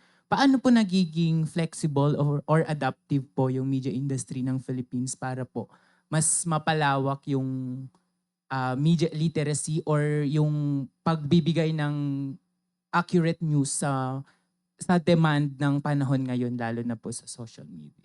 So, di ba dati, lahat ng communication students dito, di ba, it's always the sender, the message, the receiver, tapos may feedback, di ba? Tapos usually, tinuturo sa atin na ang tagal ng feedback. But now with new technology, now with social media, feedback is immediate, di ba? At kung akala ninyo, hindi namin tinitingnan ng social media, hindi namin tinitingnan na kaaway ang social media. We also use it as a barometer of the people's voice. So tinitingnan din namin yung content na napoproduce sa social media at ginagamit namin yung kaalaman namin from social media para mas ma-improve pa namin yung content namin sa traditional media. So hindi namin ito kaaway. It's it's another tool for journalism and it's important that journalists nowadays, whether you're from legacy media, whether you're from print, broadcast, or from radio, or from television, na maging adept ka rin sa social media. Kasi nandyan yung tao nandyan yung audience. So dapat alam mo rin kung ano yung pinag-uusapan doon. Hindi to the point na gagayahin mo na kung ano yung trending at nasa social media. Pero gamitin mo itong tool to enhance the news that you produce. Thank you. Okay, any more questions po? Meron daw dun sa taas. Sige po, isigaw nyo Ipasa na lang na lang po. po yung mic. Thank you. Ay, math. Ayoko. Joke lang. Hello, ma'am. What is your view po on vloggers becoming journalists po? Vloggers becoming journalists. Sinasabi ba talaga nila na journalist na sila? Yes, ma'am. Sinasabi talaga nila? Opo. Okay. Ito lang ang view ko. Actually, lahat tayo ay pwedeng maging citizen journalist because we all use media. Diba? We are not only consumers of media, we are also content creators. Diba? My only wish is that because all of us use media and because all of us are technically journalists or technically media people na rin, baka pwede namang kung ano yung standards and ethics namin as journalists, ay i-practice din naman ninyo. 'Di ba? Ang lagay kami lang pala yung magpa-practice ng truth, accuracy, cross-checking your sources, etc. Tapos yung mga iba, pag nagkamali, ay, sorry po, hindi naman po kasi ako journalist, vlogger lang po ako. Ay, parang may kilala akong nagsabi nun. 'Di ba? Sino kaya yun? Diba? Pero may natatandaan akong vlogger na nagsabi ng ganyan, na naglabas siya ng balita, tapos nung sinabing mali yung nilabas niyang balita, sorry po ha, hindi naman po ako sa journalist. The fact that you are using media and you're producing content, you also have the responsibility and the accountability to own up to your mistakes, to own up to your content, and to cross-check your sources before posting it. Diba? Lahat tayo content creators. So dapat lahat tayo may ethics din in journalism. Thank you, ma'am. All right. Hello po. Hi. I'm from Benguet State University po. So since we're in the topic of media information literacy, I do believe nasa resolution po tayo na media information literacy do resolve our issue of disinformation. Now, this media information literacy, I do believe, is connected din po sa technology. Now, how can we be able to reach those people in the grassroots, namely farmers, fisher folks, to be able to improve also their media information literacy, even if kulang po sila na access to technology? How can we be able to really reach them in a sense na mas mag-improve po yung literacy nila? And also, I do believe also na they're also one of the victims of disinformation. Thank you for that question. Actually, trickle down lang naman talaga ang lahat ng ito. 'Di ba? Hindi naman pwedeng dediretso na tayo kaagad dun sa mga fisher folk, sa ating mga magsasaka. But even the countryside, they do have Facebook access already, 'di ba?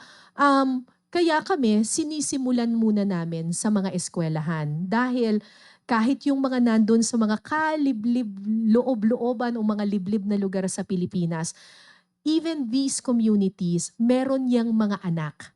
na nag-aaral sa mga public schools. Kaya ang tinarget talaga namin ang public schools because it is our hope that if we teach the children, eventually the children will teach their parents.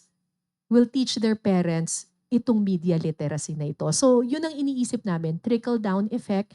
We start with the schools, we start with the children, we start with the teachers, and eventually it is our hope that the children will eventually teach it to the community that they belong to. Yan po.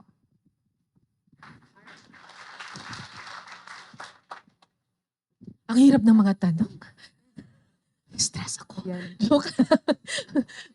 Meron pa po ba? Yes. Hi ma'am, good afternoon po. From Benguet State University din po. So another challenge that we face in media or the journalism itself is poverty porn. Now, concerning po in making documentaries or publishing stories, how do we ensure that the stories that we publish, especially in documentaries, do not fall under poverty porn?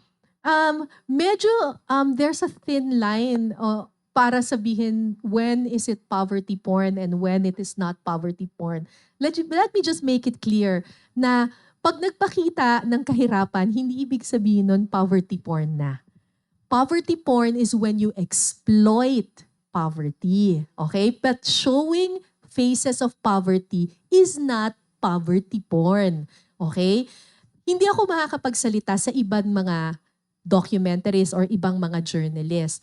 Pero ako, I can only speak for my team, and ang sinasabi ko lagi sa aking staff, sa aking documentary team, that when we feature poverty, let's not feature them as hopeless and helpless.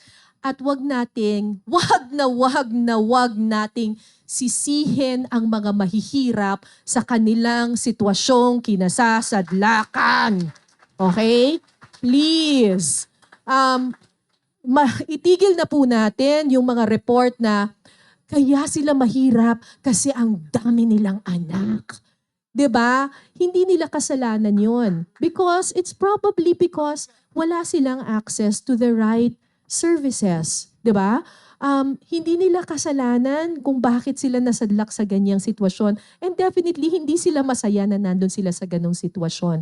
And this is the reason why whenever we feature poverty, whenever we feature child labor, we make it a point that we show how hardworking these people are. We show these people having dreams.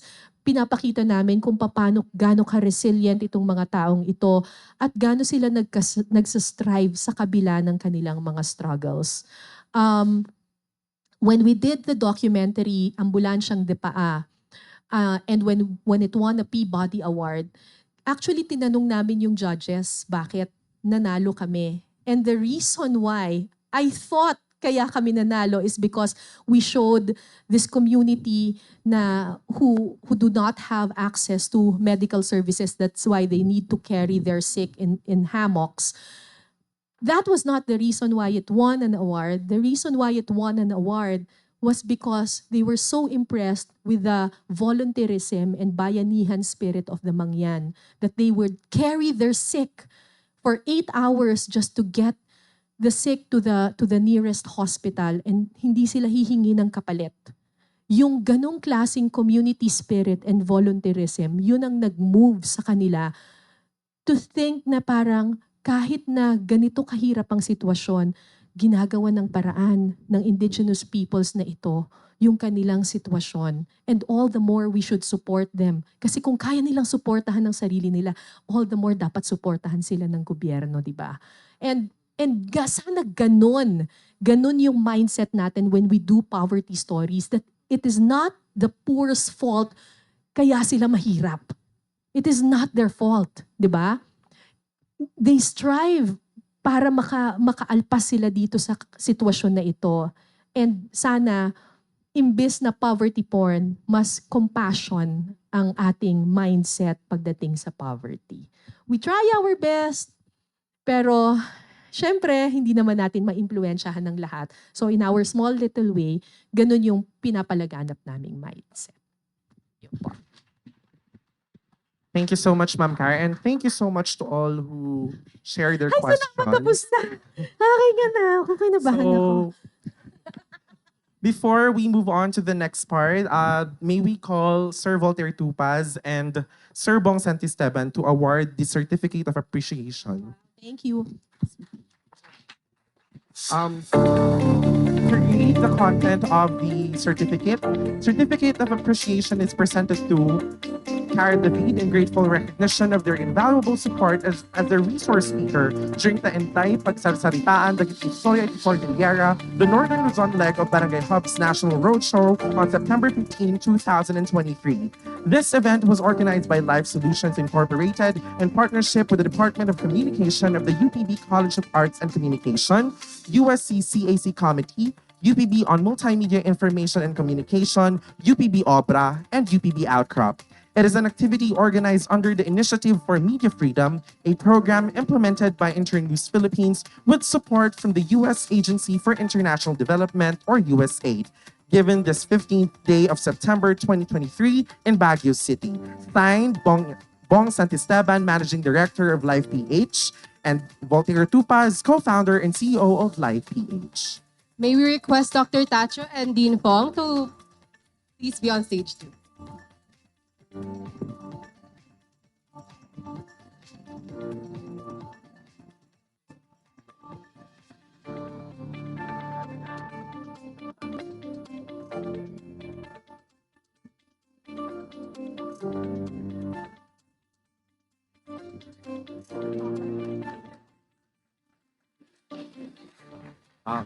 Excuse me, because we're transitioning to the next part, which is the conversation with community media.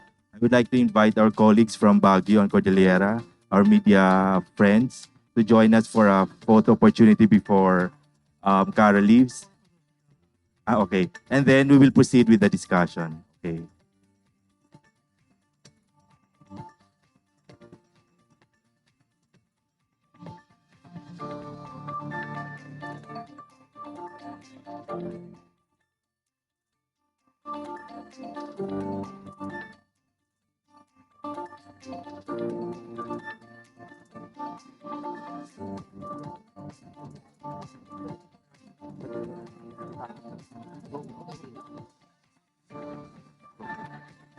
Ayan, I really love how engaging our audiences are. Sobrang taas ng energy and great insights too, huh?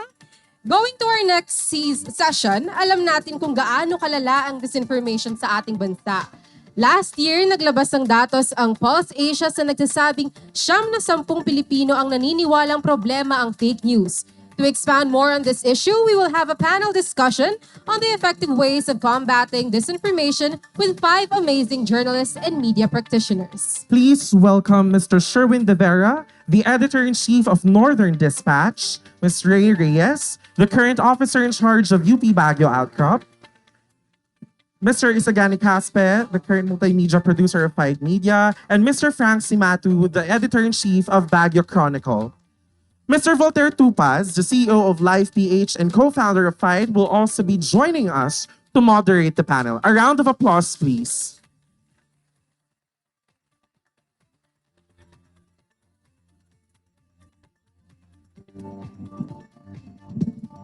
Okay. Because this is a roadshow, this is the Luzon leg of our roadshow. We started our tour in Mindanao, in Cagayan de Oro. Now we're in Luzon. Every time na nag-roadshow yung Initiative for Media Freedom, we zoom into communities. Kanina may tanong tungkol sa anong gagawin natin sa mga komunidad, sa fisher folk, sa mga magsasaka, sa mga katutubo, dahil sila ang vulnerable sa disinformation. So nabanggit kanina yung isang sagot, isang solusyon. Ngayon naman, tanungin natin kung ano yung ginagawa ng ating akademya, ng ating mga community media practitioners, campus journalists, para maging bahagi ng mga initiatives dito sa ating komunidad para masugpo ang disinformation at para ma-promote din yung media and information literacy. Okay, well, let's start the conversation, and then our speakers from GMA and ABS-CBN, Zen and Cara can jump in from time to time. kung feeling nila ay gusto maging bahagi ng conversation. Okay. Let's start with the problem. Let's zoom into your situation in Cordillera, La Union. Gusto naming maibahagi, mapakinggan kung ano yung kalagayan ng media dito. How are you viewed? How are journalists viewed in view of disinformation, yung mga attacks?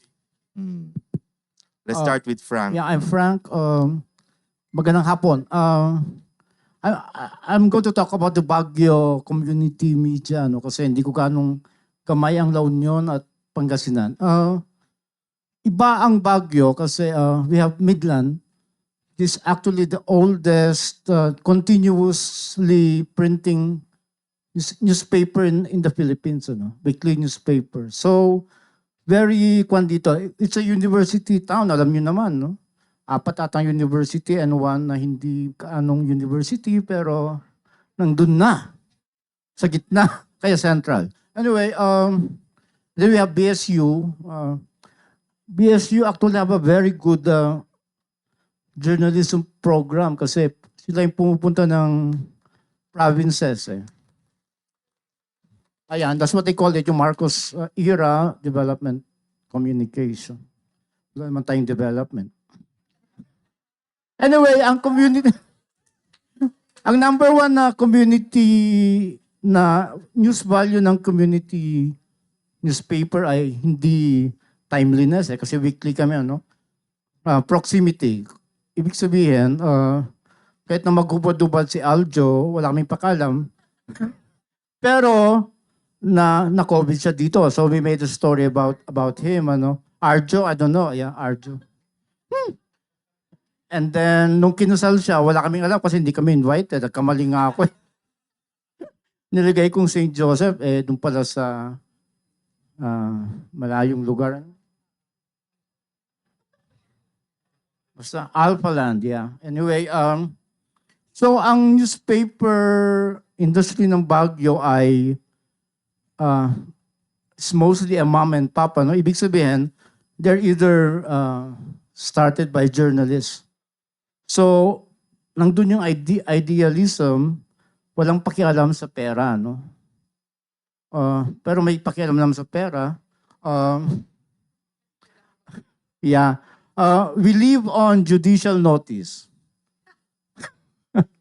And yung mga government ads. So, we actually live on fake news. Ibig sabihin, may kaibigan ako si Goblet, pinanganak na babae, pero ang kanyang birth certificate ay M.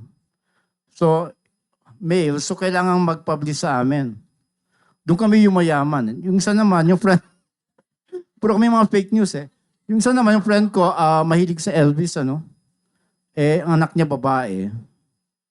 Pinagpilit pa rin niyang Elvis, nung lumaki na ayaw ng babae. So, LV. So, they have to change name. They have to get ads from us. So, ganun ang kwan namin. Doon kami kumukuha ng pera. Kaya, more or less, we are cushioned by the economic problems of the major news dailies. Pero, ang Chronicle ay parang nagsawa na kami sa ganung style. Na we just live on that. So, sabi namin, maybe we can get grants. So, doon pumasok yung aming... Teka. Oo nga. Huwag mo lang ibigay yung amount. Baka ka hingi ng BIR. Yan. Yan. Ang binabanggit din ni yun yung business model ngayon. Karamihan hindi lang yan sa Baguio. Galing kaming CDO. Nagtathrive talaga yung maraming community media sa ads, sa judicial notice. Ganun ang Pero, sabi nga nila, in fact, we just had our workshop with Midland, Baguio Chronicle, and Northeast. We're trying to diversify the sources of revenues for independent media kasi crucial yung resources for us to be independent, free from the pressure of vested interests. Lalo na dito sa mga regions kasi common problem yan ng provinces. So we're trying to strengthen their capacity to generate more income from social media para mas may revenue stream sila from that. So siguro yun ang gusto niyang sabihin. So that's one situation. Another problem siguro ng disinformation, because that's one of our topic, is yung red tagging. Na kahit sino nilang nire-red tag. Pero dito may patotoo dito siguro, living, walking, parang example ng nare-red tag na mamamahayag. So let's hear it from Sherwin. Anong experience mo? Nire-red tag ka pa rin ba? Ayun. Magandang hapon sa ating lahat. Well, simulan ko siguro muna. What is Northern Dispatch? No? Northern Dispatch is an alternative media outfit na nag-evolve kasi siya from the people's movement ng Cordillera. So, kung baga sa news values namin, yan yung pinangahawakan niya lagi. Yung perspective doon sa marginalized. No? At inaamin namin na meron lagi kaming reporting bias when it comes to our news. No? At yun ay yung perspective na hindi commonly na ilalabas from the ground, from the grassroots. At tingin ko, yun yung isang dahilan kung bakit mula pa noon, actually, since Frank, pioneer ng Northern Dispatch pala si Frank. Since 1989, nung naitayo ito. Since 1989, isa na siya doon sa mga laging tinatag na nung panahon nila Frank, syempre siya yung pinag-iinitan ng CPLA sa kanilang reporting. Nung panahon ni Gloria, kasama siya doon sa Know Your Enemy, no, na PowerPoint nila. Syempre, sa ngayon, sa propaganda na ng NTF-CAC, isa daw kami sa mga communications arm ng CPP-NPA. So, ganun yung red tagging sa Northern Dispatch. Kaya hindi nakakapagtaka na bahagi din mismo nung ganong attack sa establishment, sa outfit namin, yung pagre-red tag sa mga members nito, sa staff nito. So, ako, laging nare-red tag, no? Hindi ko alam, malamang ngayon baka ma-red tag na naman ako. Kasi tuwing merong ganitong forum, laging lumalabas, no? Si Kim, ang aming managing editor, nung nag-cover siya for a fact-finding mission sa isang barangay, no? Sa Mountain Province, sa Besao. Nung nilabas niya yung news kaugnay doon sa effect ng militarization sa community, sinabihan siyang propagandist ng CPP-NPA. No? So, ganun yung realities on the ground at tingin ko, may certain vulnerability talaga yung mga nandito sa provinces na mga reporters. In fact, there was a time during the pandemic that we have to pull out one of our correspondent dahil doon sa tindi ng attack sa cover niyang lugar. No? And of course, we have to mention Brandon Lee, our Ifugao correspondent na was shot. No? Buti na lang survive. No? Hindi lang kasi siya simpleng reporter ng Northeast, no? And we are always proud to say that our reporters, our correspondents, immerse themselves doon sa communities, no? Including doon sa mga issues ng komunidad. Kasi yun yung paraan para mas mahusay nilang ma-deliver yung story na hinahanap na hindi masyadong nako-cover nga ng mainstream media. So, yun. I think we face that threat daily, no? Kahit pag nagbibiyahe kami, nagko-cover ng stories lalo sa mga provinces.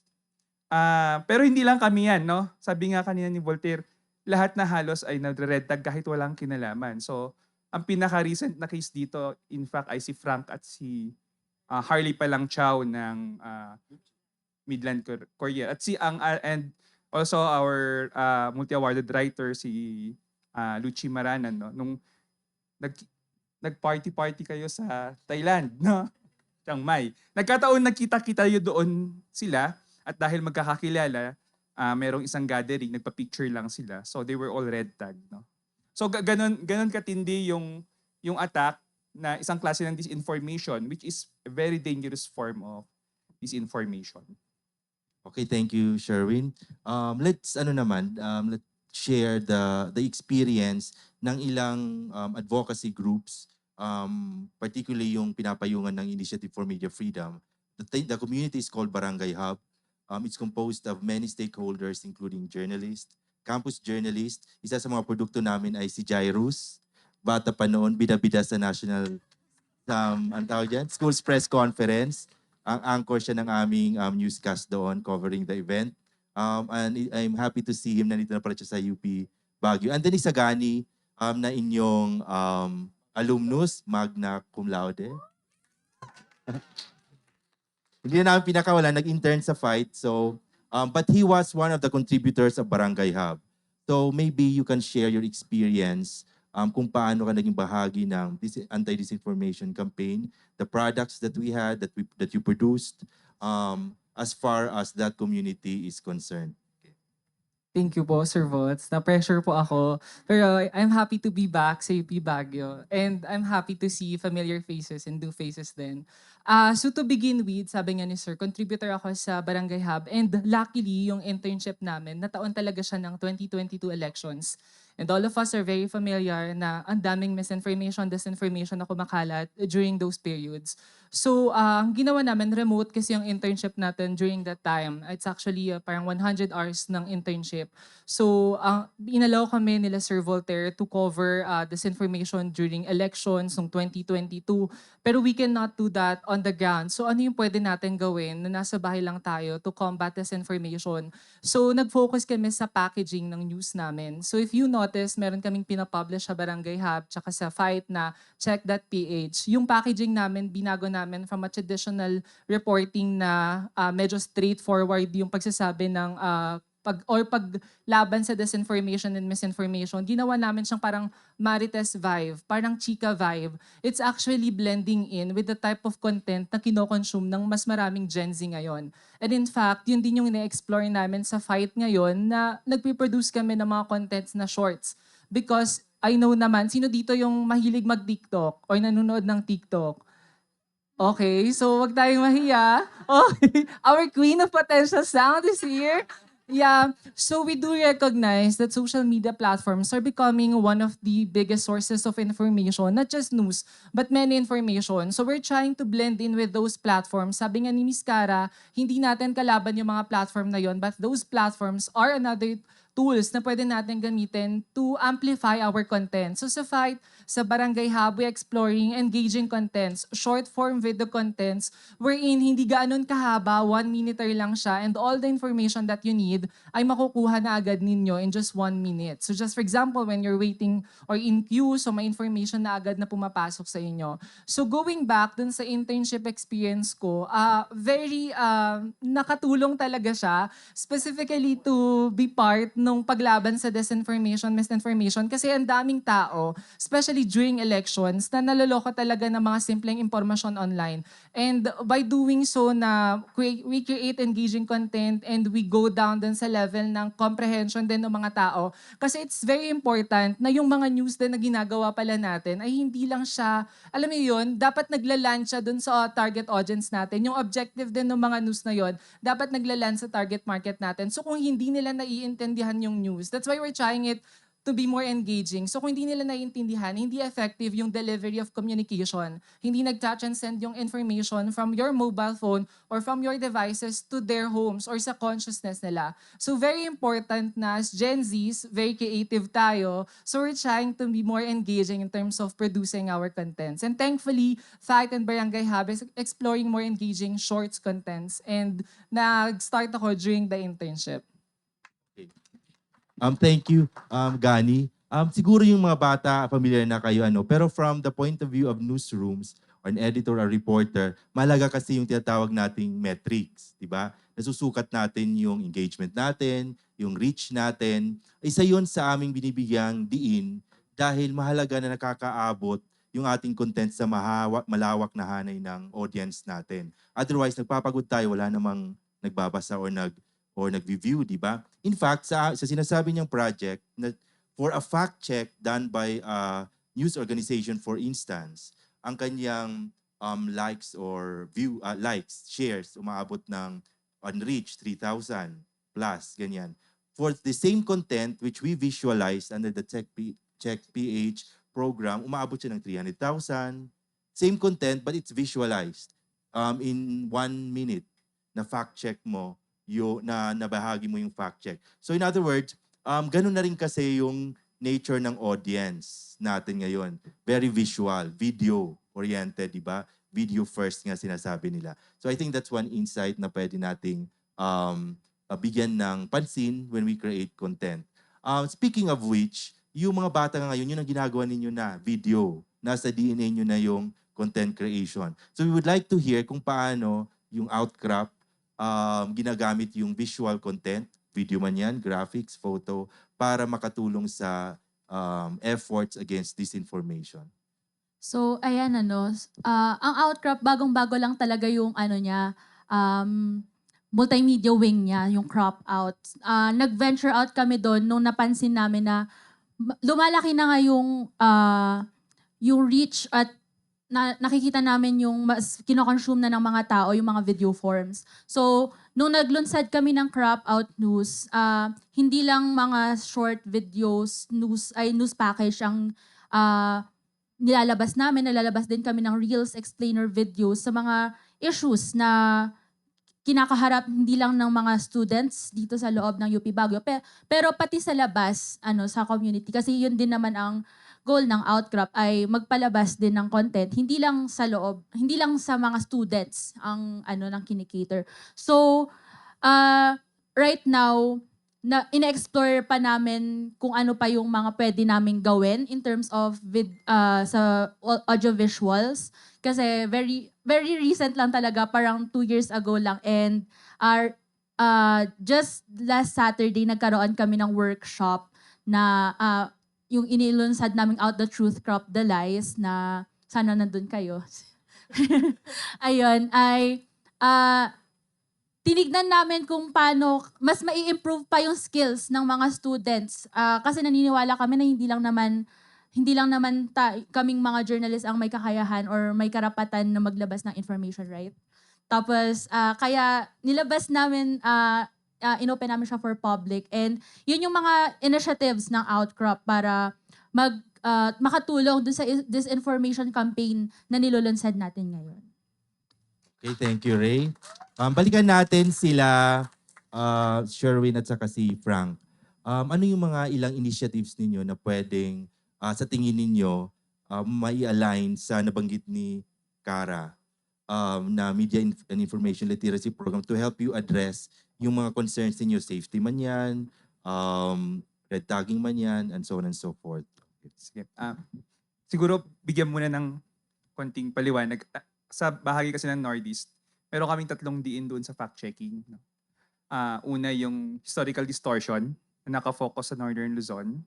Halimbawa, meron kaming nakikita minsan na NPA ang pumatay kay Makliing Dulag. Ganon. Na historically incorrect. Kasi alam naman ng lahat na it was the AFP that killed Makliing Dulag. No? So yun yung isa. Pangalawa, yung binanggit na kanina, yung mga political vilifications sa mga institutions and individuals. Tapos yung pangatlo ay yung pag-zero in sa mas mga local na issue. Halimbawa ay nung panahon ng Beneco, yung mga misleading na mga statements, no? Beneco campaign, yung takeover at iba pang issue kaugnay dito. So yun yung focus ng mga fact-checking ng Northern Dispatch. Kasi yung iba pa, ginagawa na yan ng marami. So sa bahagi namin, maliban dun sa fact-checking na ganon, nagsasagawa rin kami ng media literacy sa mga communities. No? Bahagi talaga siya nung pagtuturo namin sa mga community correspondent namin na nakapackage yun, no? Yung media literacy. In fact, meron pang kadugtong yun, yung digital security. Kasi mahalaga ding bahagi yun nung kanilang trabaho. Yes, oo. So, yun yung pangalawa na nakapackage doon sa aming mga community training. Siyempre, yung pangatlo, yung amplifications ng mga fact-checking initiatives ng iba't ibang outfits and organization, particularly yung sa Facts First PH. No?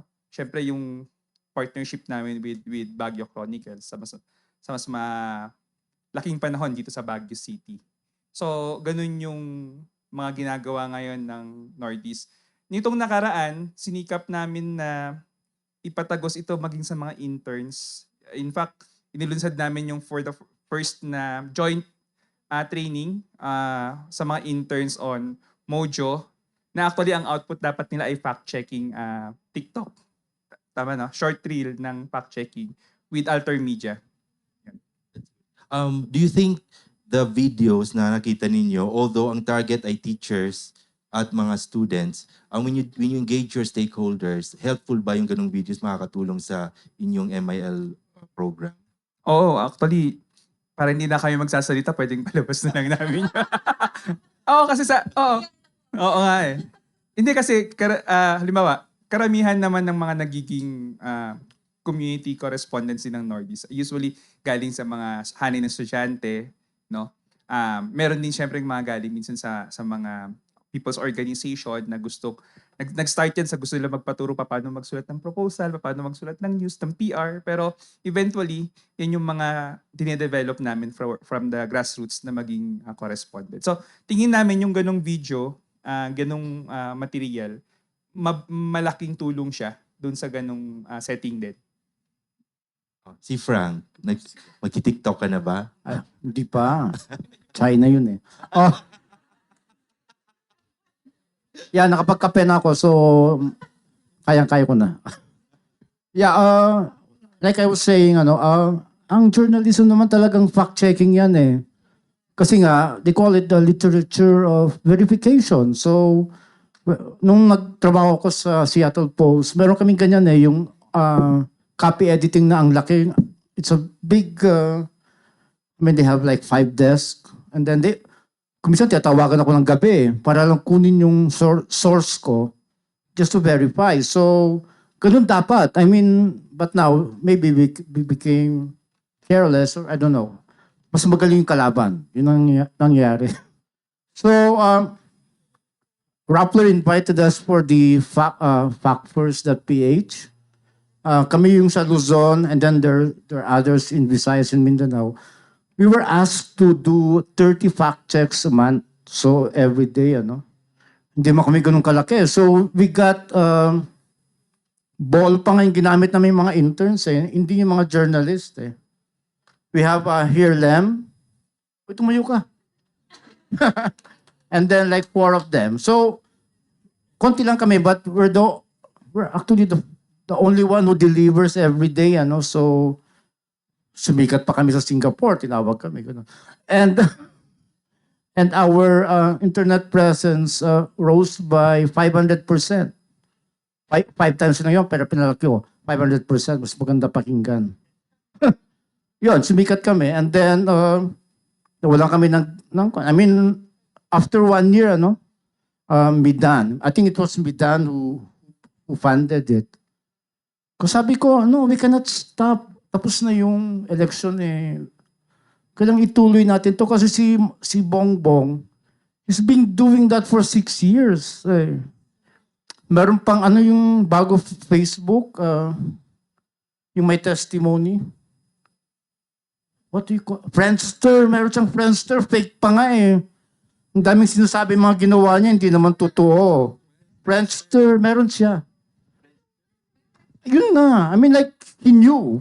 I mean, maybe his team knew na that's the way, Misinformation is the way. So, noon pa lang, he prepared for that, for this presidency 6 years ago. So, talo na tayo, sabi ko sa Midan.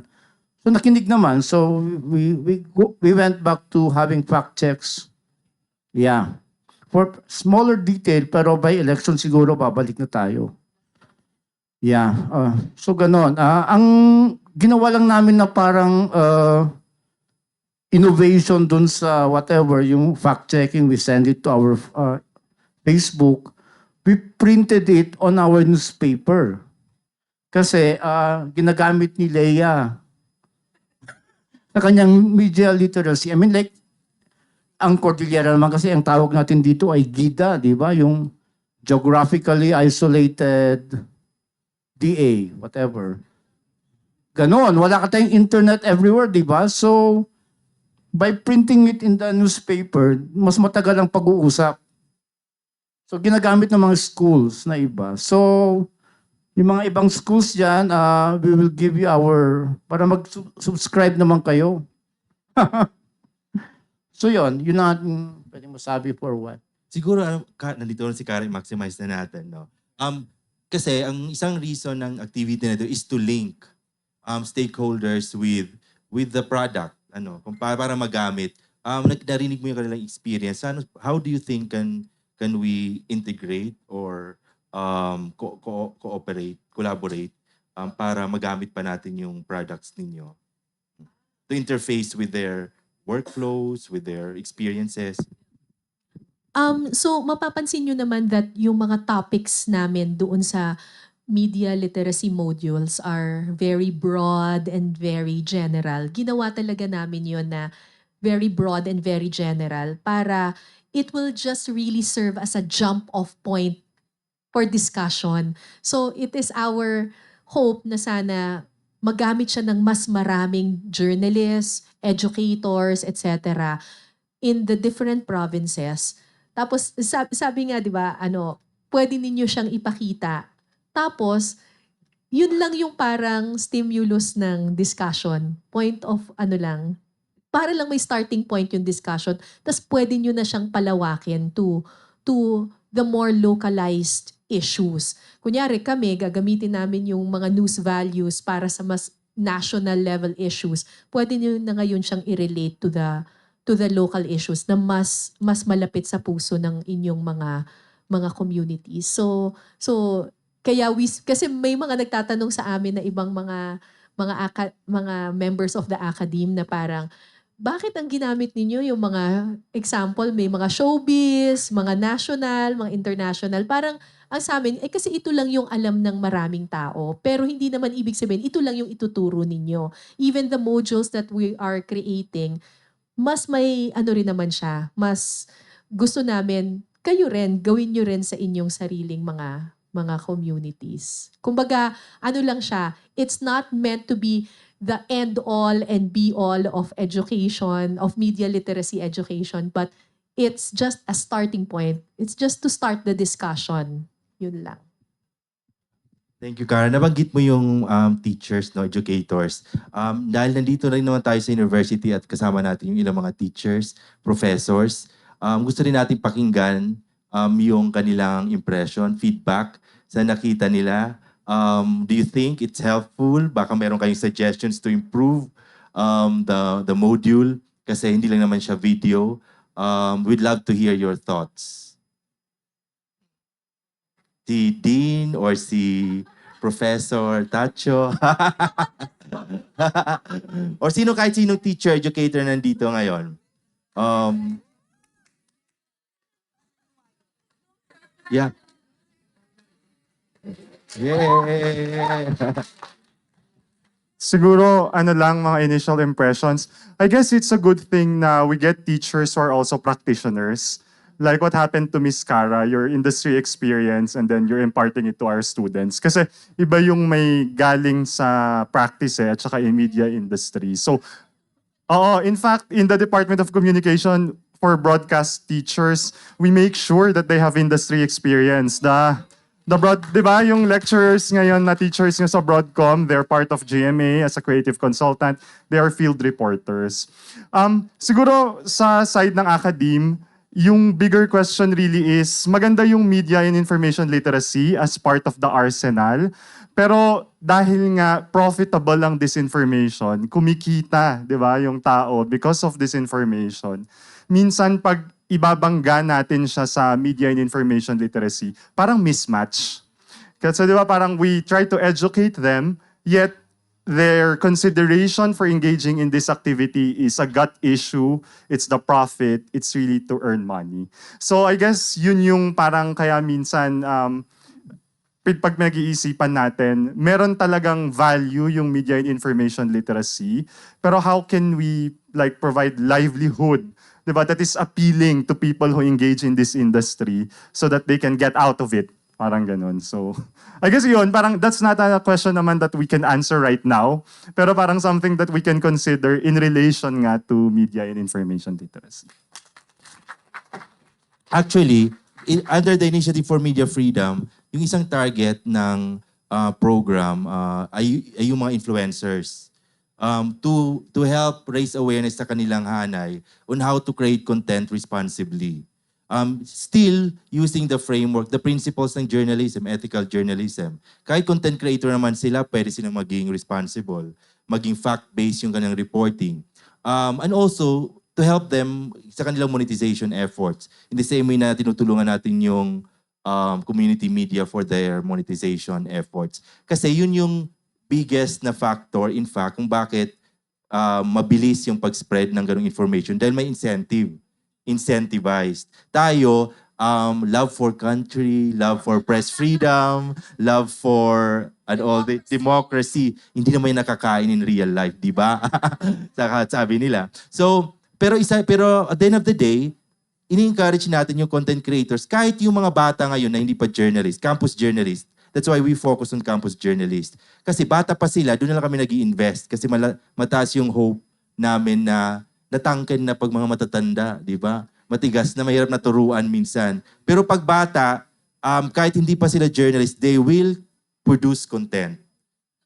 Magpuproduce talaga, nasa DNA nyo na konting kibot lang, kumain, Instagram, etc. So be a responsible citizen journalist, campus journalist. It starts from there. Kung yung values nyo, ang foundation nyo ay strong, kung kayo ay professionals na hindi na mahirap na i-adapt yung ganong values. Yeah, but then I'm not a speaker. Nandito si Zen Hernandez. I think yung media and digital literacy will also address yung sinasabi ni Dean about it being, fake news. Ay, sorry. Prinomote. Sorry, sir. Department chair. Okay. About, fake news being a business. Because if you teach people how to discern falsehoods, ibig sabihin wag nating tangkilikin yung mga fake news, then you make the business less viable. So you kill the business. The reason why it's proliferating now, why it's so viable, is because pumapatol yung mga tao. So all the more that we do all these things to educate people, not just media, but also the public. Yun yung sinasabi rin ni Kala na trickle-down effect. So we educate our future journalists, and future journalists also has that responsibility to educate the people around them. Magdadagdag lang ako Natatandaan nyo, nung nagsimula yung TikTok, ang mga pinapanood lang, ang nagme-million views lang yung mga sumasayaw. 'Di ba? 'Di ba? Dati. Pero ngayon, bakit ang dami nang nag-tutorial sa TikTok? Ang dami na ring educational TikTok. 'Di ba? There was a time that TikTok, anything that you have to dance to be able to get the million views. 'Di ba? But right now, there is a trend, 'di ba, that when you teach, posible ka na mag-million views, 'di ba? Short tutorials, posible na. So, if we produce content that's more educational, baka may audience dyan, then you don't have to resort to fake news, you don't have to dance on TikTok to get the million views that you need. 'Di ba? So, baka may audience for education. 'Di ba? Correct. Wag puro kaldag. Minsan, minsan educational din. So on that note, we wrap up our discussion. Kasi man naman Hindi. Ay. Tatawagin ko ulit sila, Sila department chair. Okay, maraming salamat sa inyong participation. Tamang-tama. Ibibigay natin yung mikropono sa ating last keynote speaker. Take it away, please introduce her. Maraming salamat sa ating panelist, Frank from Baguio Chronicle, Sherwin from Northeast, Ray from Outcrop, Sagani from Fight, Ankara and Den. Okay? Go. Thank you so much for our speakers. Now, para sa isang exciting part ulit, we have another keynote speaker to share us about media reporting in digital disruption. She is a professional broadcast journalist with more than 16 years of experience in news anchoring, field reporting, and commentary. She has been a co-anchor of ABS-CBN News TV Patrol Weekend since 2015. As a senior reporter, she covers diplomatic affairs, employment, and tourism. Before this, she anchored DZMM's Magandang Morning from 2015 to 2022 and TFC's Balitang Global from 2015 to 2019. She was also one of the hosts of morning show Umagang Kay Ganda in 2013, and she graduated cum laude from the University of the Philippines, Diliman, with a degree in broadcast communication. Yes. Since then, she has become an advocate for responsible journalism and ethical reporting, often participating in workshops like this to share her expertise with aspiring journalists, emphasizing the importance of truth, fairness, and accuracy in the media industry. Let us all welcome Miss Zen Hernandez.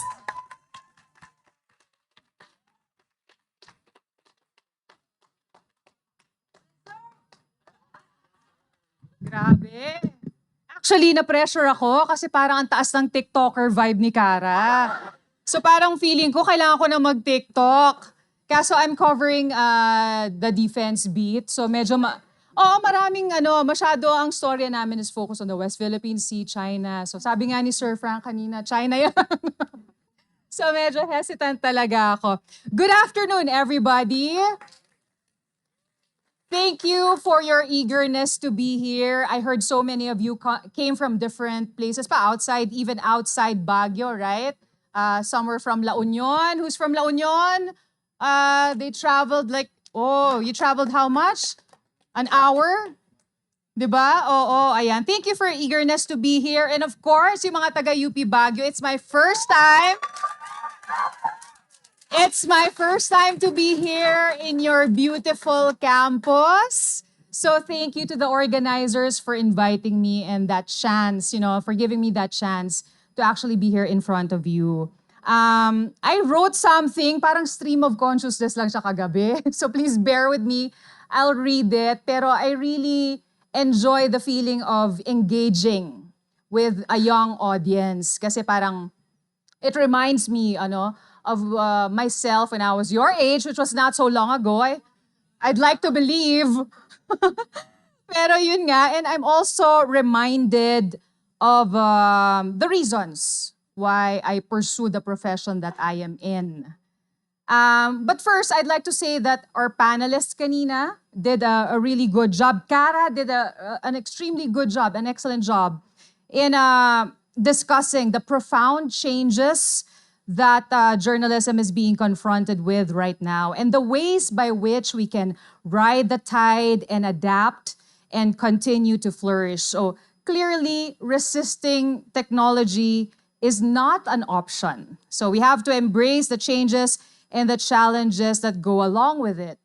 As I mentioned, I have been working in the industry for 16 years. Pero si Cara mas matagal daw, 30 years. Nang laglag ng iba.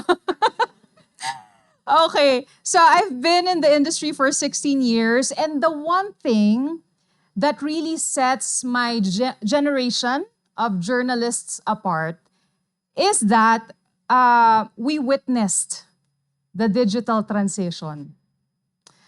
Firsthand, I had a front seat access and saw the entire transformation. So, 2006, I joined ABS-CBN. God, I feel so old. Because I just realized that 16 years, I think some of you is of that age right now, right? Kung first year, parang mga ganun, 16, 17 years old, right? Ano? Ay, 18 na ba? Okay. Sa time ko kasi parang ganun no? Oo. Pero yeah, I feel like a dinosaur, So it's amazing how time flies because back then, I was one of the babies sa ABS-CBN. And I remember feeling so giddy about meeting the older generation of reporters back then. And many of them were senior reporters. Some of them were actually my bosses. And many of them, these are the big names. Diba? They were the ones I used to watch growing up. The likes of Ces Drilon, Henry Omaga Diaz, Tony Velasquez, Chari Villa. I mean, these are just a few of the icons of ABS-CBN News. And as a young, wide-eyed journalist back then, I loved hearing the stories of how they gathered the news, how they delivered the news literally from the field back to the newsroom. So can you believe some of them had to take buses to bring back their materials and their tapes? They would use the payphone to dictate their stories to the editors. You know the phones with the dials? I think you can only find them in museums now, right? Meron pa ba? Yung mga payphones.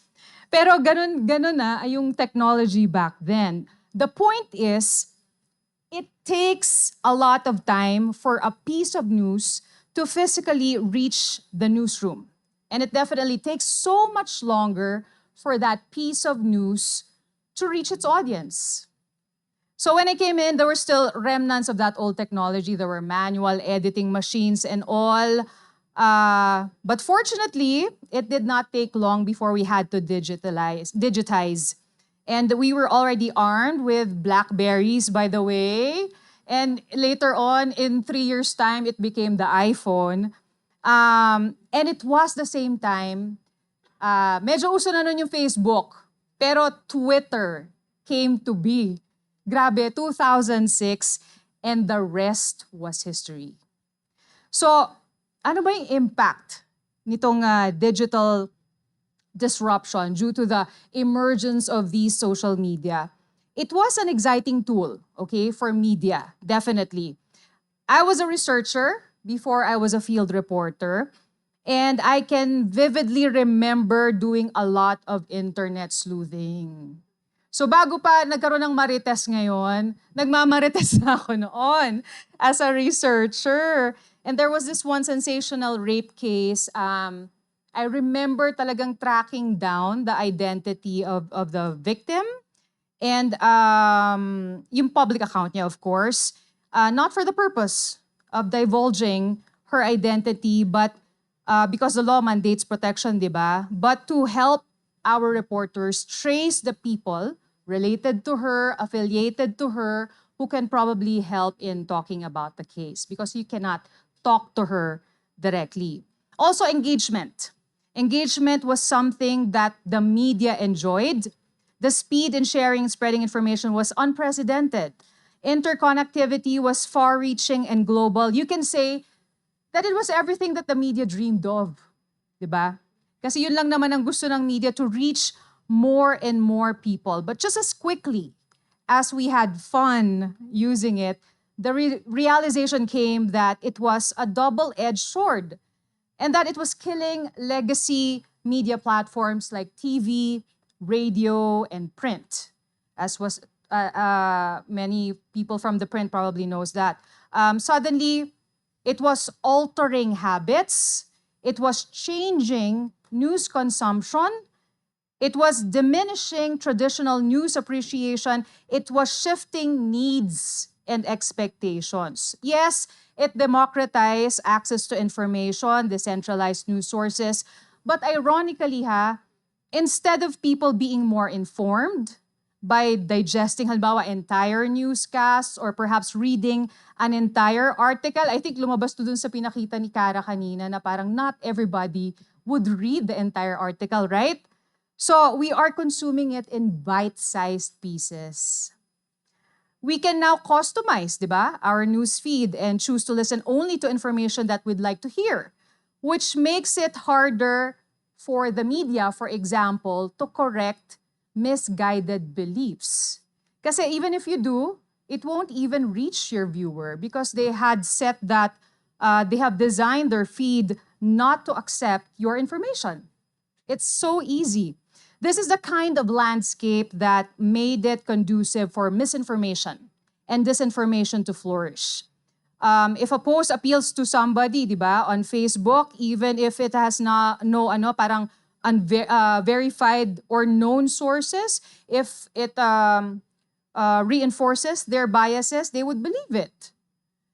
Which is why fake news has taken a life of its own.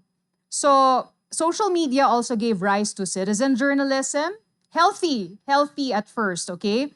But now media found itself, yun nga, constantly competing for attention.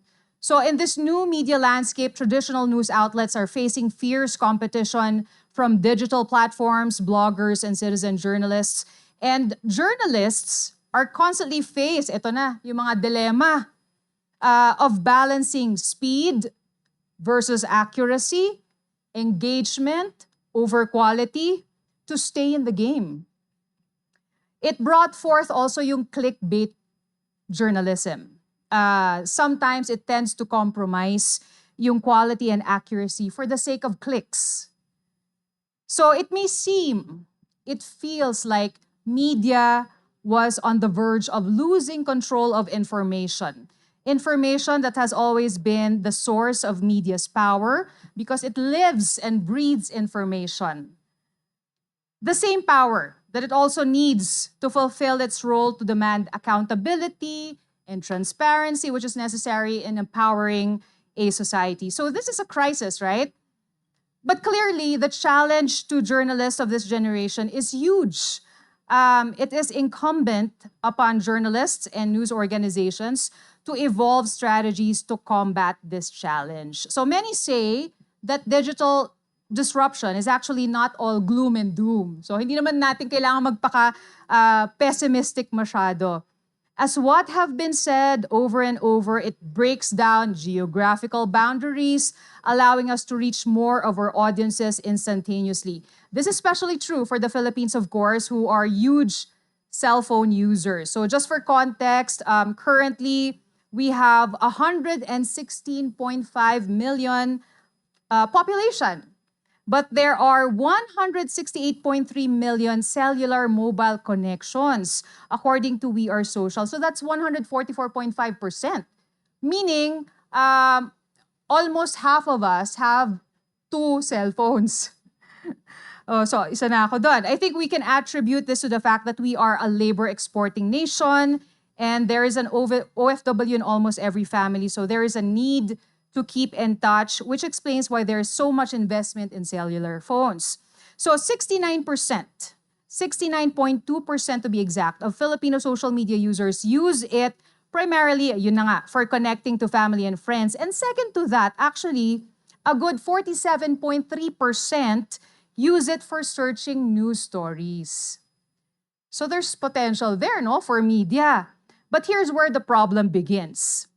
The survey also revealed that social media accounts of Filipino social media users usually follow one on top of the list, 60.9%. Of course, family, friends, people they know.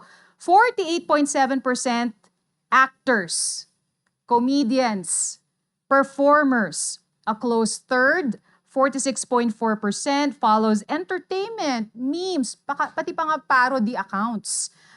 And 46% followed influencers and other experts. Yung journalists and news companies, way down ang priorities. Nasa 25% ng social media users ang nagpa-follow sa kanya. So yes, they do look for information and for news, but get it from the non-professional. Now, according to the survey by the University of Oxford and the Reuters Institute, 55% of TikTok and Snapchat users and 52% of Instagram users get their news from personalities. 33% to 42% get it from mainstream media and journalists on those platforms, which are more popular among the young. So, what do we do? So first of all, it's to remind ourselves of the non-negotiables. On top of that list is the principle, syempre, of truth and accuracy. So even if we live in an era where anybody, can just pick up a smartphone, trigger the record button, and be like a journalist and sound like a journalist, they don't have the resources and the skills of a professional journalist in carrying out a reliable and credible fact-checking and verification process. I'm not sure kung naturo na sa inyo, but siguro kung nagtitake naman kayo ng mga media and communication classes, you might have already discussed yung technique in journalism called triangulation. Have you heard of it? Ayan, I'm hoping you have. In journalism, of course, it simply means getting 3 different sources, to validate a certain piece of information. 3 because that is always better than 2. It breaks up a tie. But of course, if you get a 4th or a 5th source, all the better, di ba? Social media and the internet has become an extremely helpful tool in this process. I mentioned, di ba kanina, how I did a lot of online sleuthing, and it's something that's widely practiced by both journalists and regular people today. Media, di ba, to validate and the general public, pareho, ganyan ang ginagawa. To snoop, di ba, yun nga, magmarites. But the good thing now is that with the advent of more social media platforms, you can also cross-check an account on Instagram to a sister account perhaps on Facebook, on X, on Threads. Saan pa ba? Marami pa. On TikTok, on Be Real. Be Real. Imagine may Be Real ako So, di ba, ano na yun? 5 na agad yun. 5 na agad na social media accounts. And add to that pa, yung mga messaging apps, di ba, that you have. Diyos ko, ang dami. Viber, Messenger, Signal, Telegram, WhatsApp. No wonder we're so stressed, di ba? So much toxicity everywhere. Kasi if you're a journalist, you have to be present everywhere. You have to be available to engage. But the point is, it's easier to check identities, track activities, and trace relations or affiliations. In other countries, actually, they use social media platforms for catching criminals. But of course, again, ito yung laging paalala. Online sleuthing is only one source, okay? And must never be used as the only source. And this is where professional journalists have another huge advantage. Kasi compared to a regular netizen, journalists have access to more diverse resources. So we also have access to, 1, first-hand accounts. Second, authority figures. Pero in the past few years, meron akong bagong non-negotiable for me, and that is vetting yung mga resource figures. Kasi even those in positions of authority these days, I think all of us have witnessed naman how over the past years, even authority figures can be purveyors of fake news. And it makes the fake news more credible. Even si Voltaire, kinukwento nga na parang during the elections, teachers would be the ones spreading the fake news. They're using credible people to do it for them. That's how dangerous it is these days. In my case, I mentioned, diba, I have been covering a lot of the issue in the West Philippine Sea, and then suddenly we're seeing a lot of subject matter experts. Magugulat ka pa, may mga nagsasabi, halimbawa, yung nangyaring water cannoning. Sabi ng ibang experts, inisprayan lang naman ng tubig yung mga barko natin, makikipagyera na tayo agad. So parang syempre, it's shocking, di ba? It's a shocking statement for you. You're Filipino and you're saying this.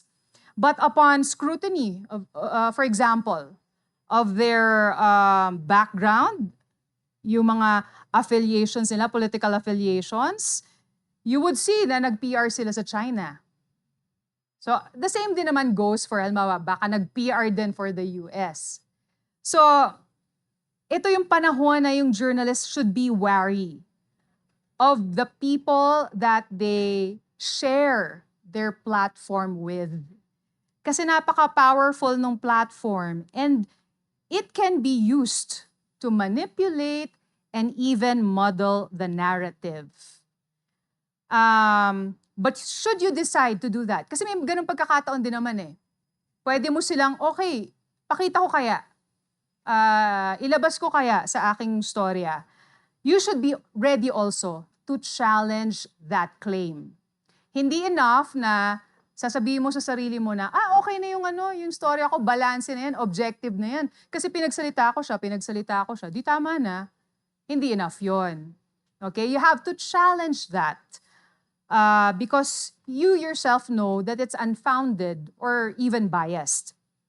So, this is another area where journalists can shine, employing, of course, yung critical thinking to be able to present a bigger picture that would explain how all facts are interrelated instead of just spewing facts, and how that interrelation impacts the lives of your audience. So, to sum up in one word, context, diba? Context is another non-negotiable because it is necessary to make sense in this age of overwhelming information. Next important thing for me, of course, transparency. Or although there will be instances where the news will quote unnamed sources, I'm sure you have encountered that. To me, it should be situation specific because there are situations that warrant that, especially if it's life-threatening for the person who is sharing the information. But the common practice, I think, should be to disclose sources and even the methods and potential biases. Kasi this allows the readers to evaluate things critically. Kanina may tanong na about AI, di ba? Sabi nga ni Cara, of course, okay, you can use it, pero don't claim that it's your work. Di ba? Don't claim that it's your work. So, kailangan pa rin ipasok natin yung advantage of giving it soul, giving it context.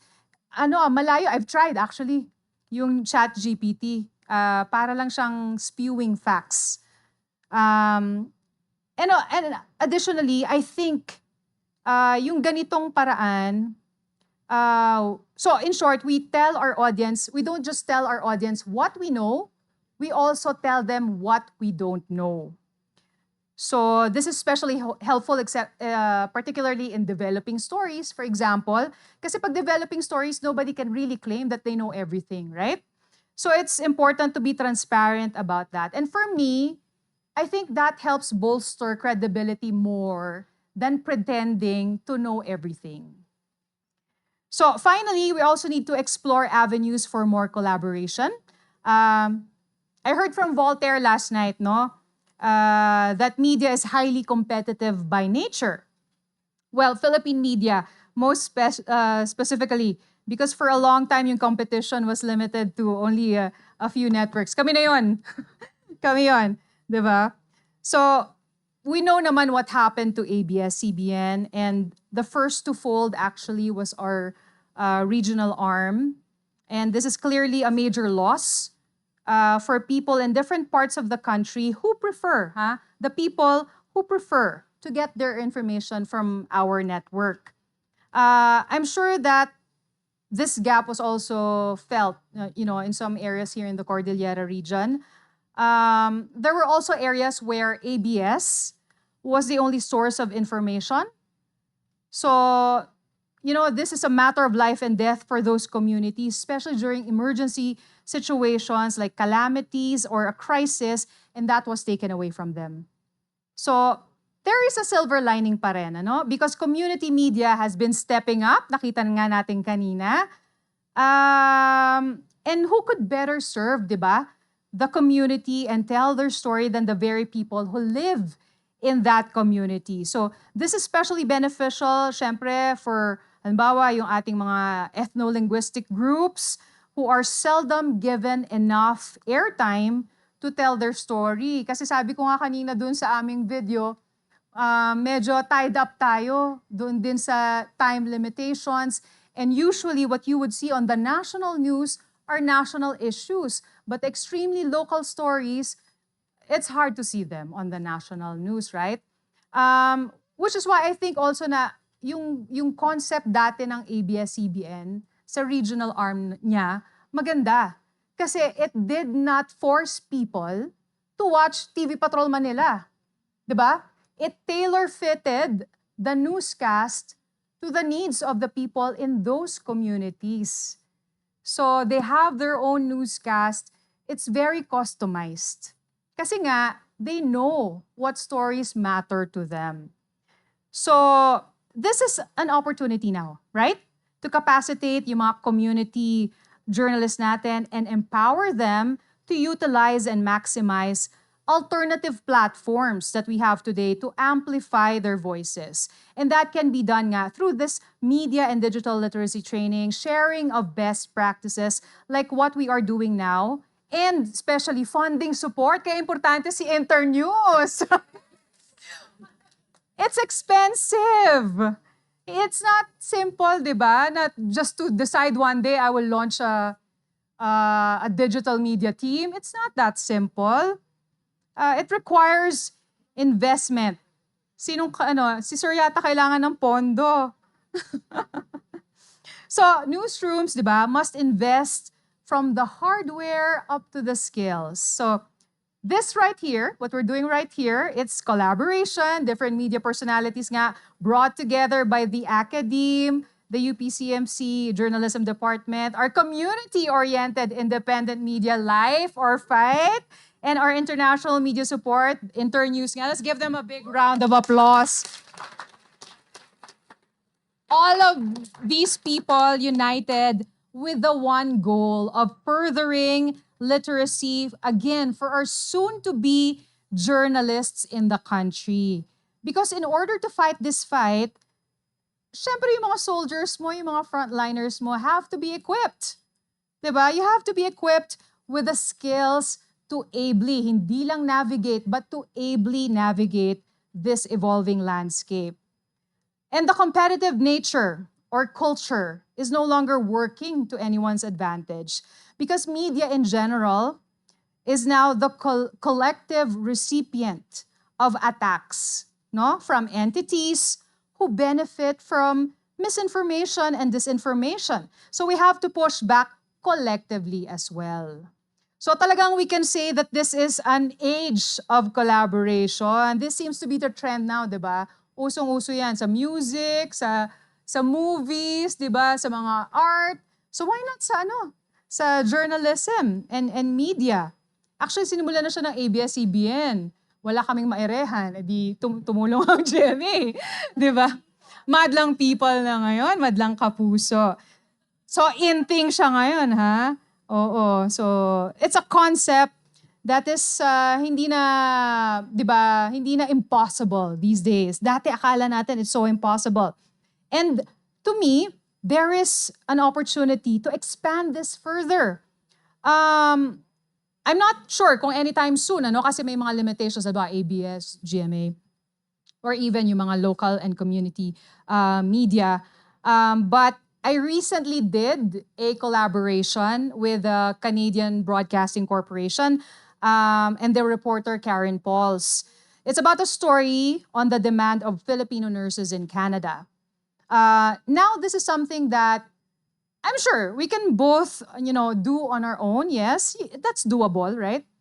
But teaming up actually helped create a fuller picture. It was eye-opening for me because yung perspective ng Filipinos, halimbawa in the Philippines, so eager and desperate to find overseas employment is different from a Filipino already there, struggling to make it work. So while the job offers are way better than what we have here in our country, there is a need to demand for better terms, more security for their employment overseas. So really, collaboration has been extremely beneficial to advancing everybody's common interest, which is primarily, in the case of media and journalism, public service. So it has brought forth a lot of progress. Yung fact-checking is slowly becoming institutionalized to help each other out. Another important step we can do is actually maximize engagement. I think yung Bayan Mo Ipatrol Mo ng ABS-CBN is a pioneering initiative in promoting responsible citizen journalism. So extra emphasis sa responsible kasi necessary siya for a healthy landscape. BMPM is still very much active now, but it is a concept that can be employed anywhere. Because let's admit it, journalism is no longer a one-way street, di ba? Yung parang yung sinabi nga ni Cara kanina na parang I gather, I present, you sit down and you listen. We can no longer undermine the role of the public in propagating information. So we have to get everybody on our side, di ba? And in the process, teach them to be responsible citizen journalists. So the key here is to embrace technology as a tool to strengthen journalism rather than undermine it, but at the same time, upholding and amplifying the highest standards of journalism ethics and fundamental principles. For ABS-CBN, clearly, no, it's obvious the digital revolution has been actually a lifesaver. After the denial of our franchise for free TV, there were struggles, but it is fortunate that the company was able to invest early on innovations. So yung digital disruption, I believe, no, from my personal experience, was kept at a minimum.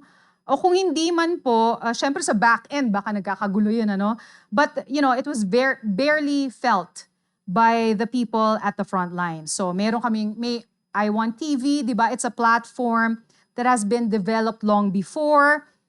It serves the purpose of customizing and tailor-fitting the needs and wants of our audience. We also have Patrol ng Pilipino. So yun na lang yung paraan ko para mag-TikTok. Parang mala TikTok. It's designed for social media platforms again. So yun nga yung mga dinosaur, katulad namin. So we're forced to keep up with this new way of delivering information. Hindi na siya, you know, too formal. Hindi na masyadong uptight, very conversational. And I think it's helping bridge the gap kasi minsan parang may distansya, no? When you watch somebody on the news, parang hindi siya reachable minsan. So parang through these yung mga shorts, parang it brings us closer to the people. And also there's engagement there. So again, the feedback there is important. And it's not just there for you to read, it's there for you to act on, diba? To make it better next time, for you to be able to provide better content in the future. We realized that the audience are looking for varying content per platform.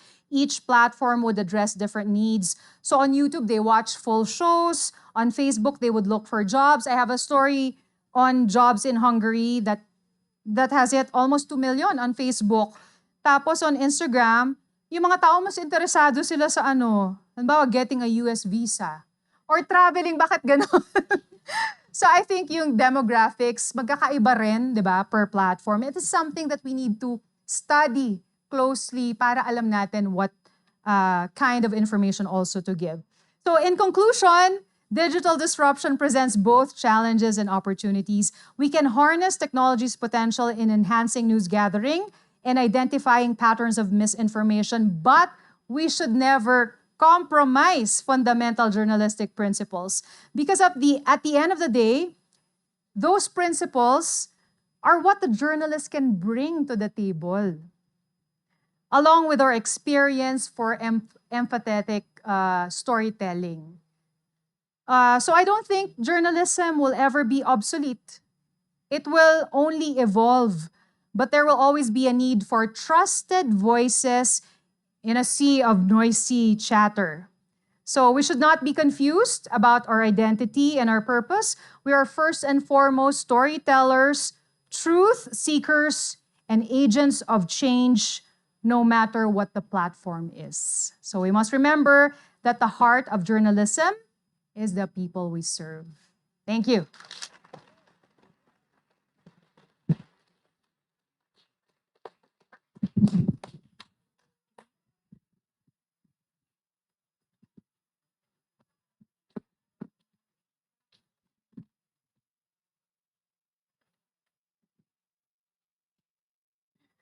Ayan, that was Miss Zen Hernandez. Thank you so much for introducing us to new perspectives and reportage at this age. Sobrang malaman at naging siksik ang ating sessions for today. So we now open the floor for any questions directed to Miss Zen Hernandez. Okay.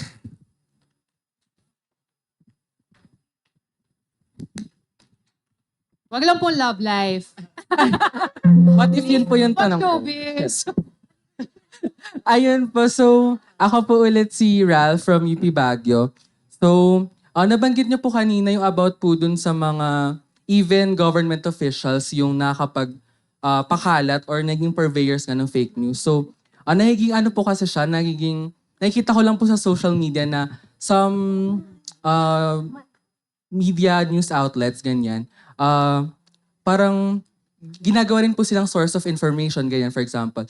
So parang medyo recently din kasi na parang paano ba dito? Yung sa kay VP Sara and Representative Franz Castro, ganyan. So parang nakikita po kasi na sometimes yung frame, na parang medyo harmful po kasi yung parang quotation, parang mga pinapublish po na quotation, ganyan. So bilang parang as future journalist, ganyan, parang ganoon din po kasi yung maging job na in the future na mag-feature din po from Malacanang beat, ganyan. So, for example po sa mga government officials na may tendency to spread fake news, ganyan, against progressives, ganun. Paano po na i-ensure na yung mga nire-release po ay hindi po na-compromise yung quality and then yung credibility po ng isang news outlet? Ganun po. Credibility ng isang news outlet. Parang ganun po. Kaya nga there has to be critical thinking here. As a trained journalist, you should know when you're being fed fake news. That's why I said na you should not allow your platform to be used. But of course, there are instances wherein during the past administration, diba, we had to put it out in the open and let people know that this person is actually spreading fake news, especially if he's your president.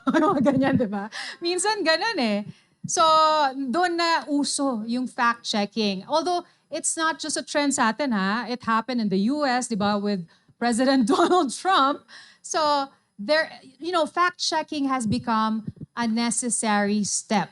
So, in order to protect also the media network's reputation, you have to put it out in the open, be transparent about it, that this is what the person said. But based on our research, based on what we know, based on established facts and information, it is not true. That's it. Any more questions, guys?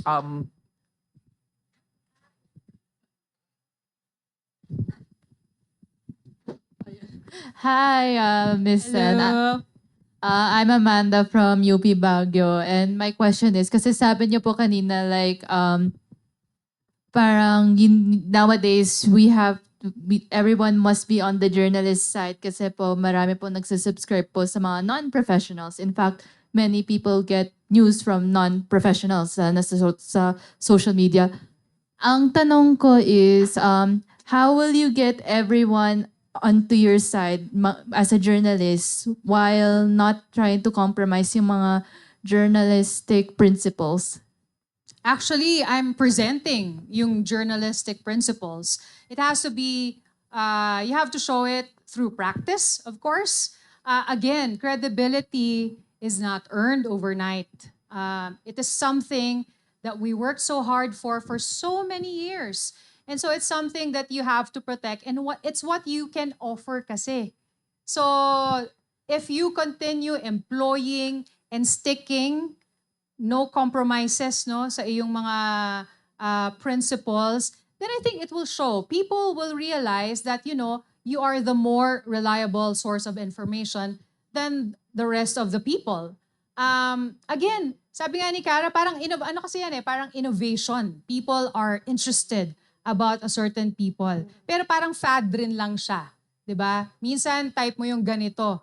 Pero of course, later on, nagkakaroon siya ng, things happen na yung audience natin will find out that they are being misled. 'Di ba? So that experience, I think, naturally mapoprove that journalists are the better source of information. So minsan nga, you don't have to do so much. Just stick to your principles and let it naturally, unfold sa mga tao. Thank you po. Thank you, guys. Next question po, if please pass it to our next. For our attendees from BSU, SLU, La Union, and other universities, you may also ask questions po. Thank you so much. Hi, Ms. Zen Hernandez. I'm Randall Rico again from UP Baguio. Recently, Atom Aurolio files 2 million pesos civil suit against Badoy and Celis. So would you consider that as a good move? Or if you're faced with the same issue, would you do the same? And also, why not libel case? Should we really decriminalize libel? That's very technical already. About the libel, and the legalities. So again, you have to admit, when you are not an expert on something. So I'd rather not talk about that more. But I share the same core values. I think there is a need for accountability. Because if you just let it pass, it will continue happening. And who's at fault? It's us, because we allowed it to happen. So this is an important step. Everybody from media must call out these people who are spreading fake news and who are trying to discredit truth seekers. Because again, these are people who benefit from misinformation, and we shouldn't let them win. So we should do everything that we can, whether it be through legal means or simply using your platform or calling them out. Thank you very much, ma'am. You're really beautiful. We are still entertaining 5 more questions po from our audiences. There, please pass the microphone over there po.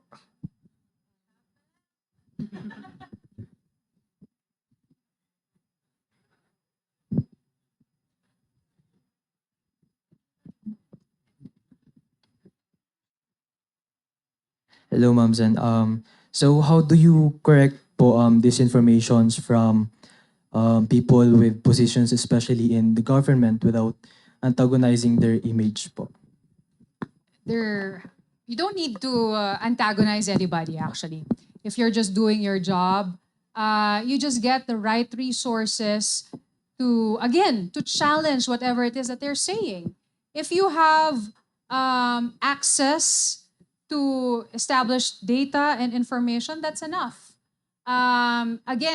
Apart from one single source, you have to look for other sources that could probably, indicate na talagang fake news yung sinasabi niya. And kailangan lang airtight yung storya mo. Para pag binalikan ka nila at sinabi nila na sinisiraan mo ako, pwede mo silang sagutin na yung sinabi mo is inconsistent po with existing data. That's why it's important talaga to be factual, to do your homework, to study your story very well, para kahit balikan ka ng kahit sino, kaya mong ipagtanggol at ipaglaban yung story. Thank you so much po. Any more questions po from our audiences?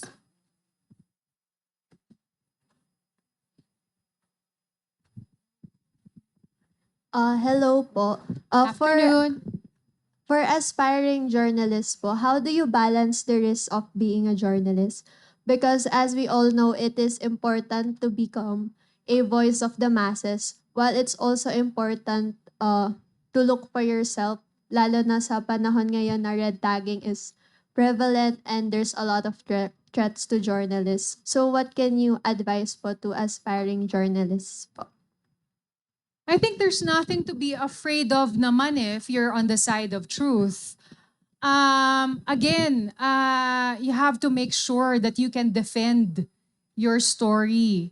So even if there's red tagging, of course may may epekto sa ibang tao. Kaya nga may mga ganong efforts, 'di ba?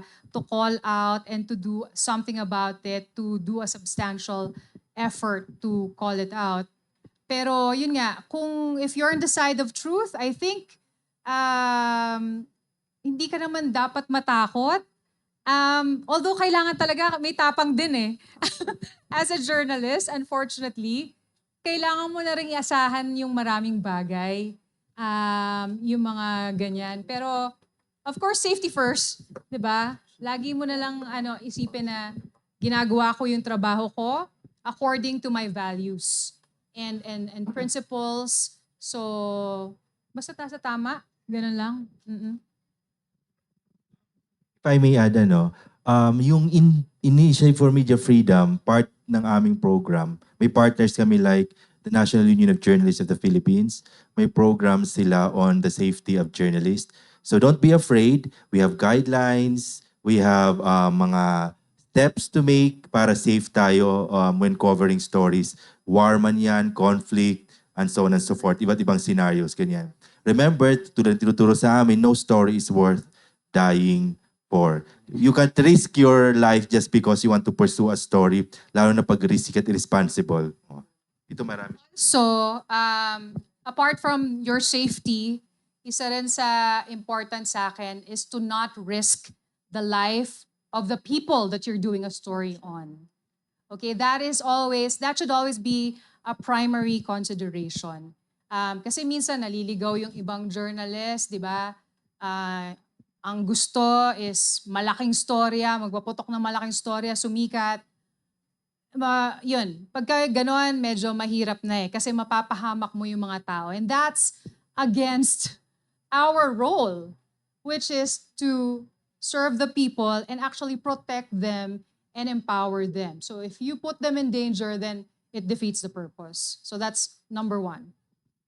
Maybe Peter would like to add because that's your field, lawfare and all. Would like to add? Okay. Okay, thank you so much. How about sa mga audiences natin sa taas? May mga katanungan po ba kayo?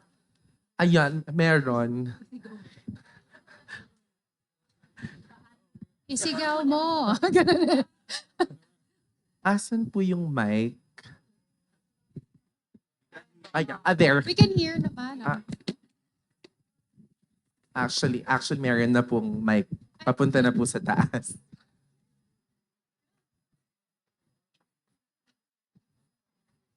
Hello Ay, po. there you go. Hi, Hello. I'm JC Orozco po from UPB. I'm a freshman. I would like to ask po, kasi sometimes it's the adults that don't believe the credibility of the news anymore. And as the young, how do we justify and defend unbiased professional journalism when our seniors and authoritative figures find our defenses and rebuttals to the disinformation they believe online as hater behavior po? Seniors? Sino yan? Hindi po, parang mga parents po ganyan or grandparents na hindi na po sila niniwala. Parang they'd rather find their news online. Oo. Ganun po. Ironically din, we cannot say that for all the seniors kasi, again, ABS-CBN is a traditional medium before, di ba, sa TV.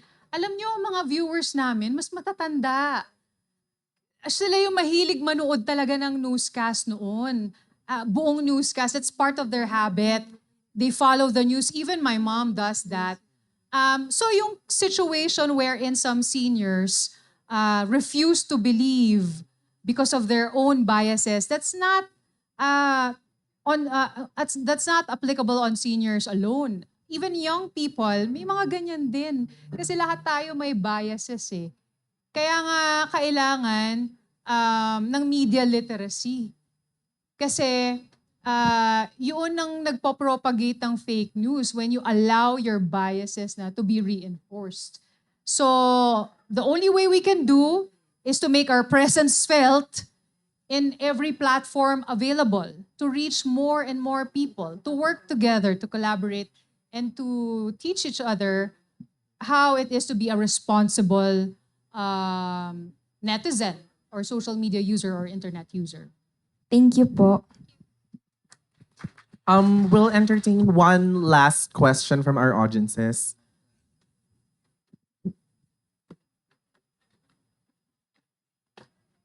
Okay. Anyway, so yeah, hi, I'm KJ Baguio also.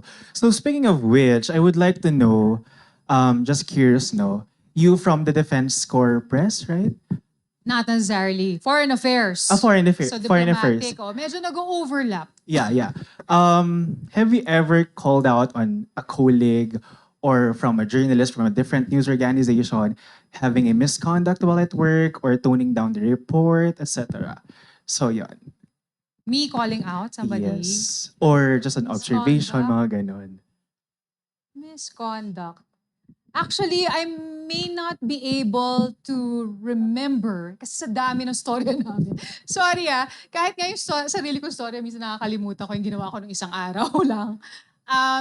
Pero kami yung maingay sa newsroom. Syempre, you have to police your ranks. One reporter's actions reflects on the entire organization, if not the entire industry. So, as medyo nakatatanda, di ba, halimbawa sa ABS-CBN sa newsroom, maingay kami dyan.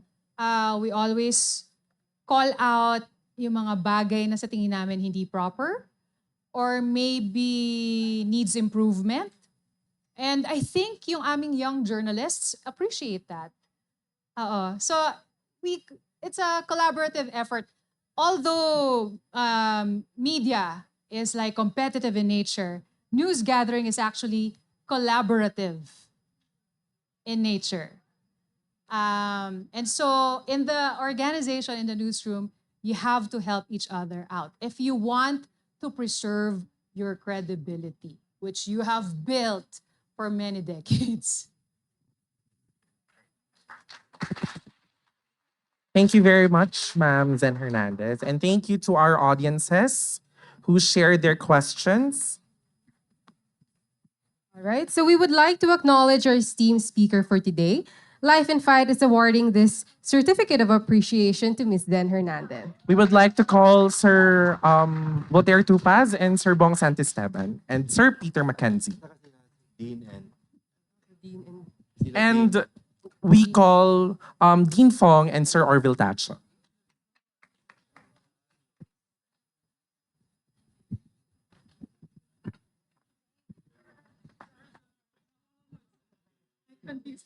You're muted now.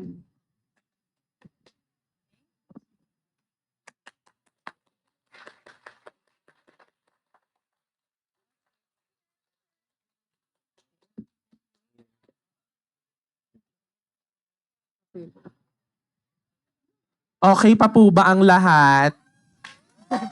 Kaya pa. Okay pa po ba ang lahat? Ayan. The serve. We are nearing the end of our event for today. And to conclude everything, we are graced by the Country Director and Chief of Party for Internews in the Philippines. Our speaker has nearly 25 years of experience in various sectors of development, democratic governance, and international security. Prior to joining Internews, he served as the Country Director or Chief of Party for the American Bar Association Rule of Law Initiative in the Philippines, and he has directed other country offices in Kenya and Somaliland for the International Republican Institute and in Somalia for Safer World. He has also overseen programs to support democratic elections, civil society and advocacy, and community security in Somalia for Interpeace and the Danish Demining Group. He has a bachelor's degree in Asian Studies from Williams College and a master's degree in Public Policy and Administration from Columbia University School of International and Public Affairs. To deliver the closing remarks, let us welcome Mr. Peter Mackenzie.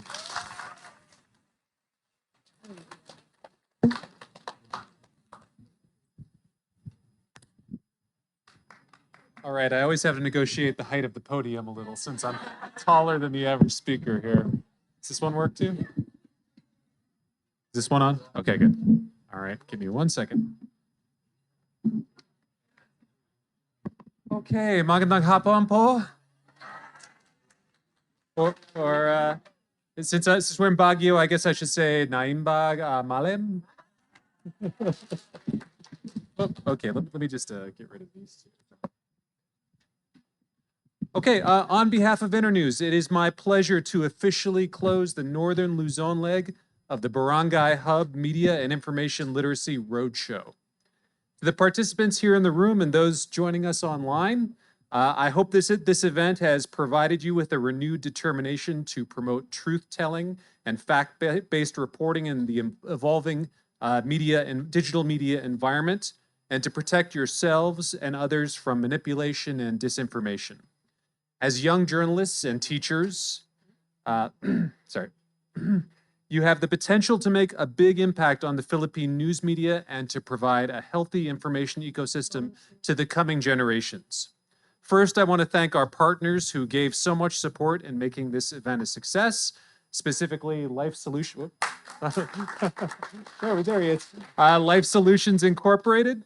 Also, the Department of Communication at the University of Philippines, Baguio, College of Arts and Communications, the UPB-CAC Committee, That's a lot of letters. The UPB on mic,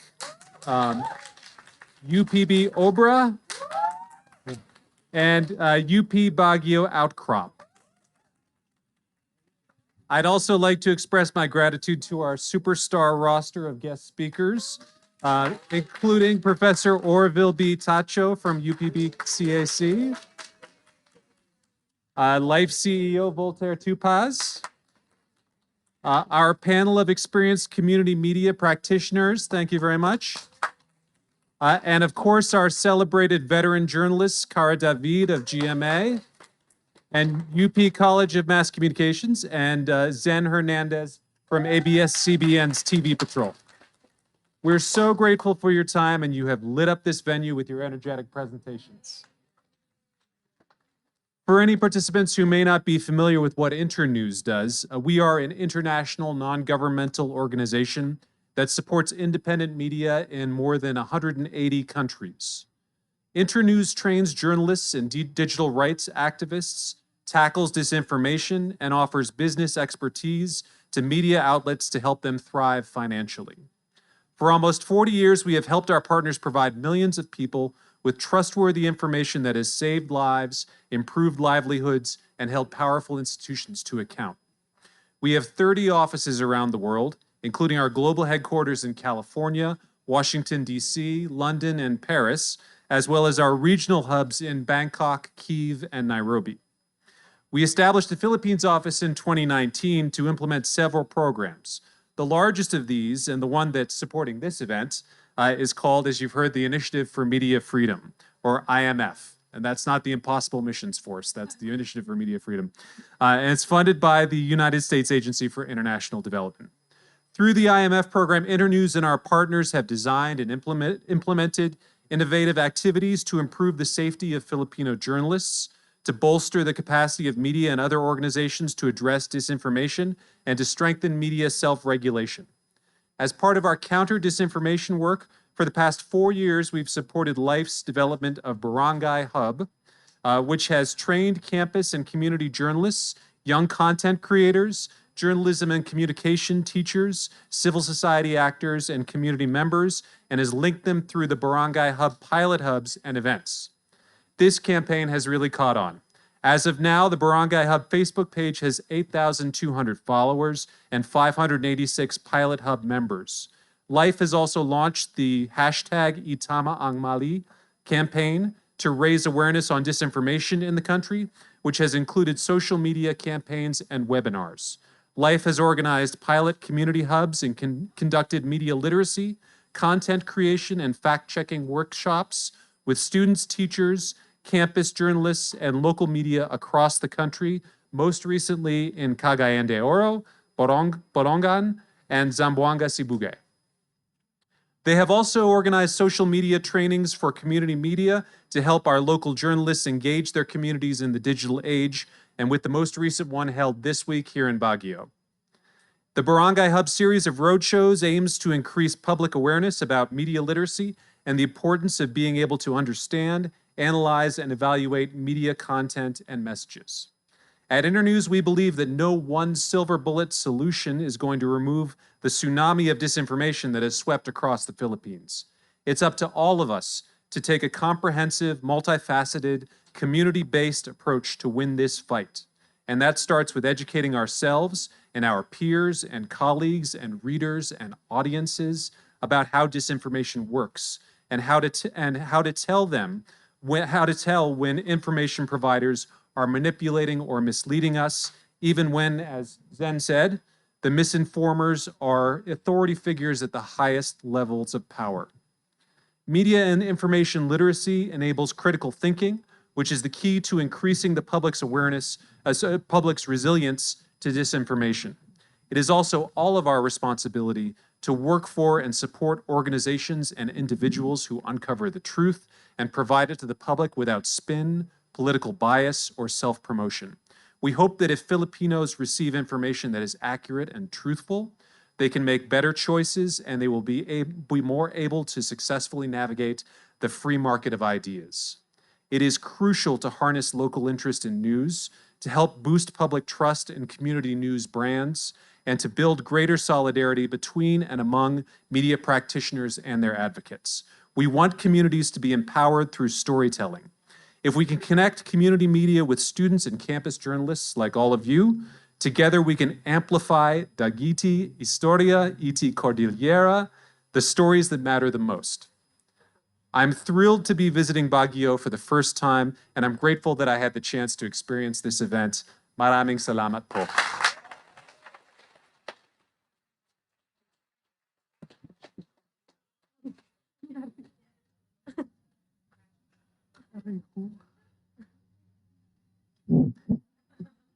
Grounded ang mic. Thank you so much, Sir Peter, for that talk.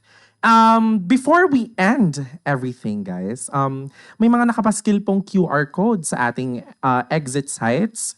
There, and there. So you will only receive your certificates if you scan that QR code. So alam nyo na gagawin nyo, guys. I-scan nyo na. Ganon.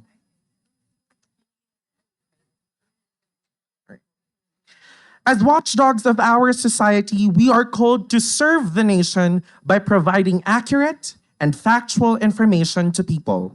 Hamon sa atin bilang mga estudyante, mamamahayag, at bilang mga artista at periodista ng bayan, ang tugunan ng issue ng disinformation at misinformation sa ating bansa. Sana'y may napulot tayong aral sa mga istorya na ating narinig ngayon. And before we officially end our program, we are going to award the Certificate of Appreciation to our roster of speakers today. May we request Sir Frank Simatu, Sir Sherwin De Vera, Ray Reyes, Dean Fong, to come up on stage to please receive our certificates.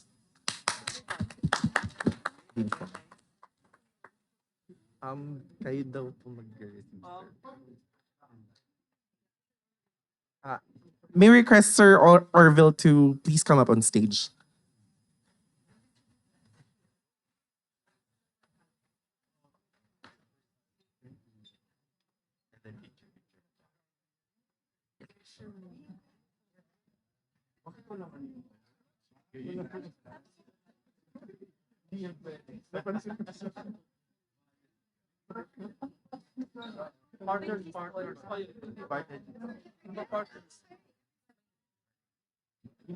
We also call the Executive Committee of UP Baguio OBRA, UPB on Mic, and UPB Outcrop to receive your certificates. Yes, sir. Guys, please do not leave po para sa ating photo opportunities. Thank you so much.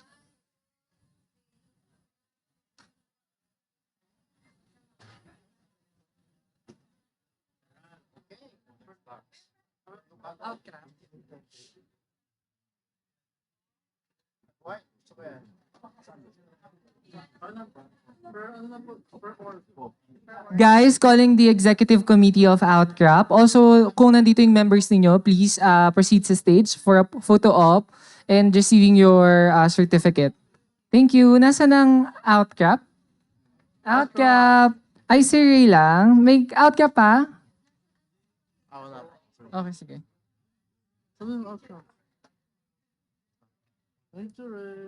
Saan si Sir? Sir Bolt?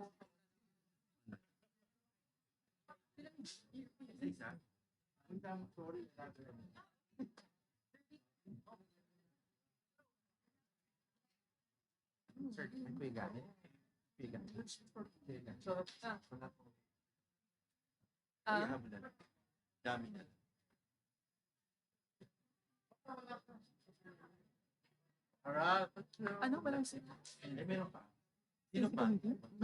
Ay, sorry. Yeah. Hello, sorry. Next group, UPB OBRA. Members, kung may OBRA man dito or yung executive committee, okay lang.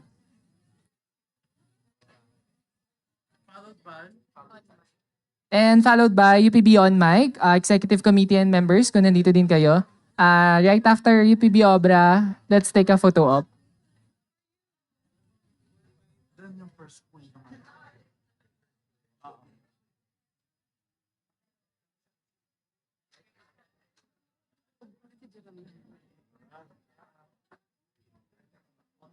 Okay, UPB on mic, please.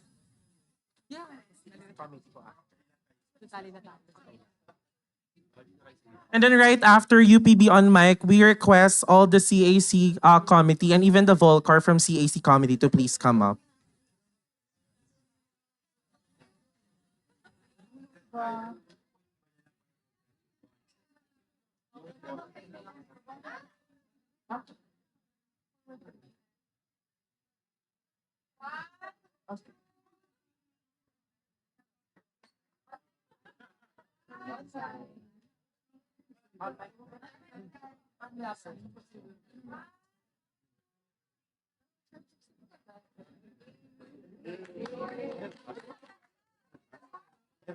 CAC committee po. We request all from the CAC committee and even the Volcars from the CAC committee.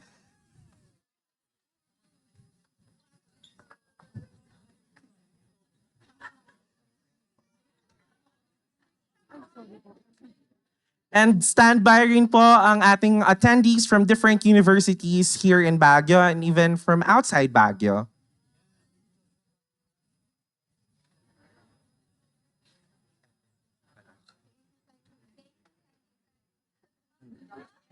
May we request all participants from SLU to please come down po. Thank you so much. And standby po ang participants natin from Benguet State University.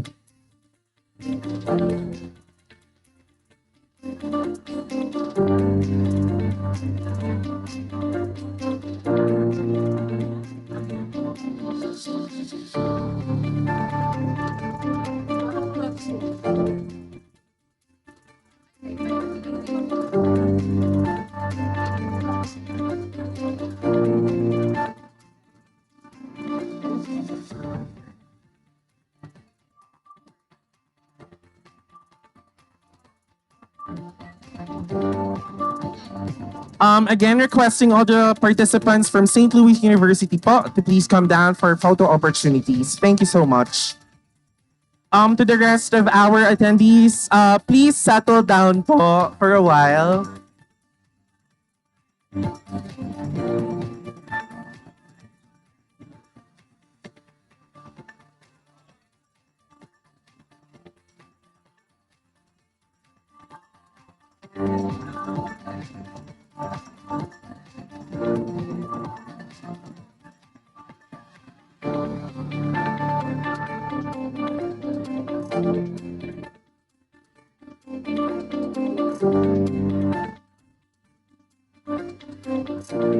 Again, requesting to all other attendees, please settle down for a while po.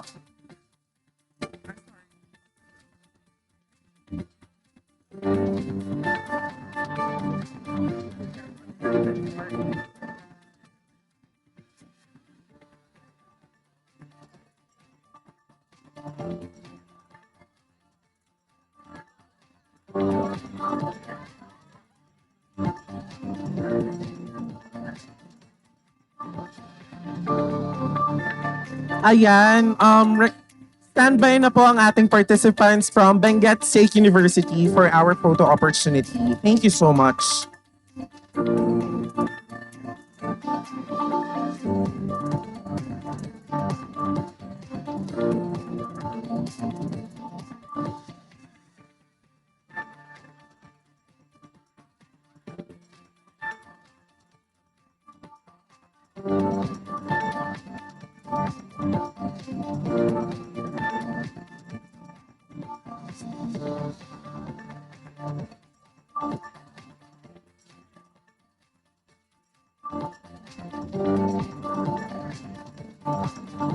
Thank you so much to St. Louis University for attending this event. Now, may we call the attendees from Benguet State University.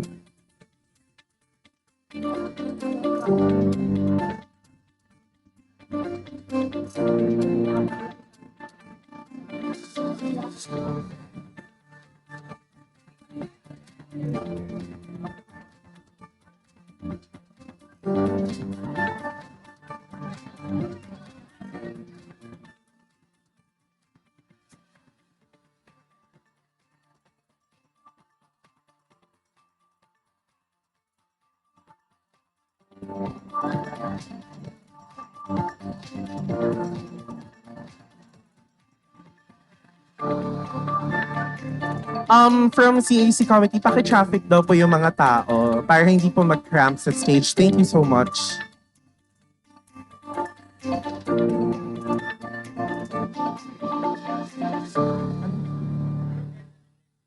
Um, Again, calling the participants of Benguet State University po para sa photo opportunity.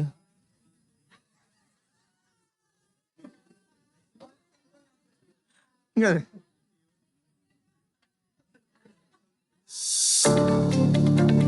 May from...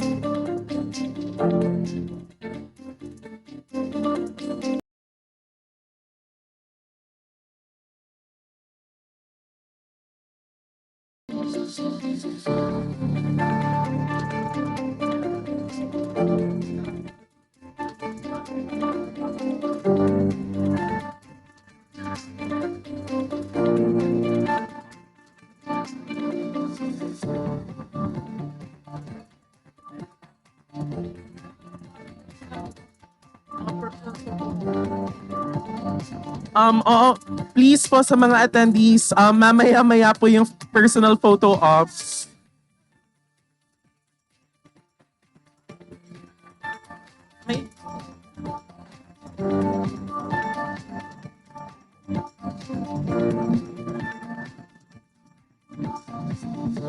I think we do have some participants from the University of the Cordilleras.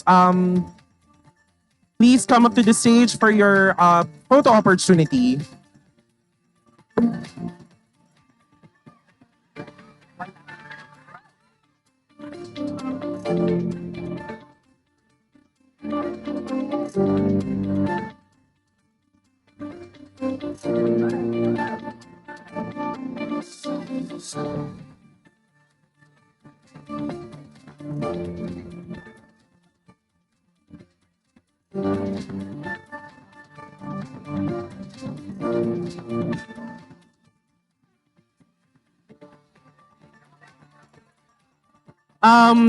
Calling the participants from La Union po for your photo opportunity.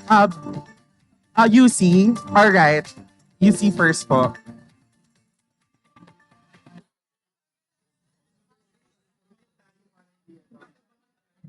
We would like to request the volunteer corps to please traffic the people para po hindi po tayo magka-stampede.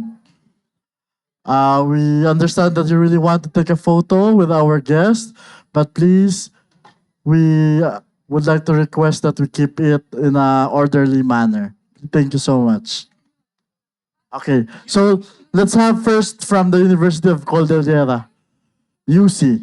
Then, for those who are done, let's please keep our exit area clear for any para hindi magka-stampede po sa exit area. Pwede ba may mag-traffic dyan sa area na yan? Ayan, thank you so much.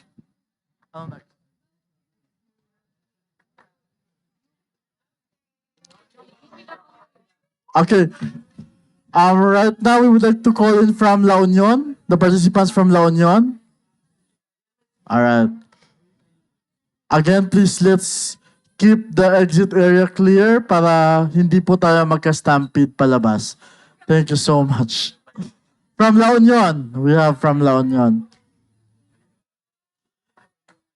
Also, we would like to request everyone to please keep their areas clean for any trash para po malinis ang ating area. And we would like to thank our partners from UP Baguio College of Arts and Communication for hosting us.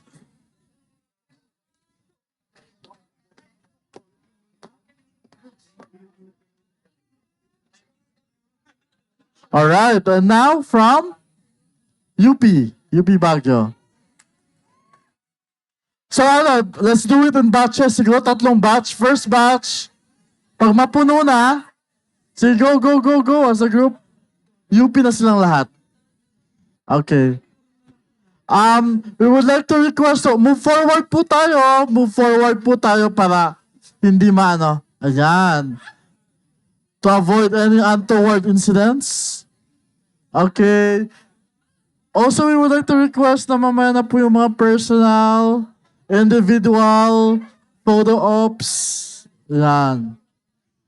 Again, if you can see, the QR codes are posted already and also posted sa Facebook.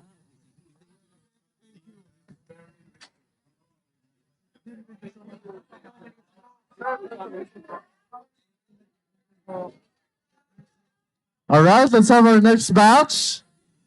Thank you so much. Next batch po tayo.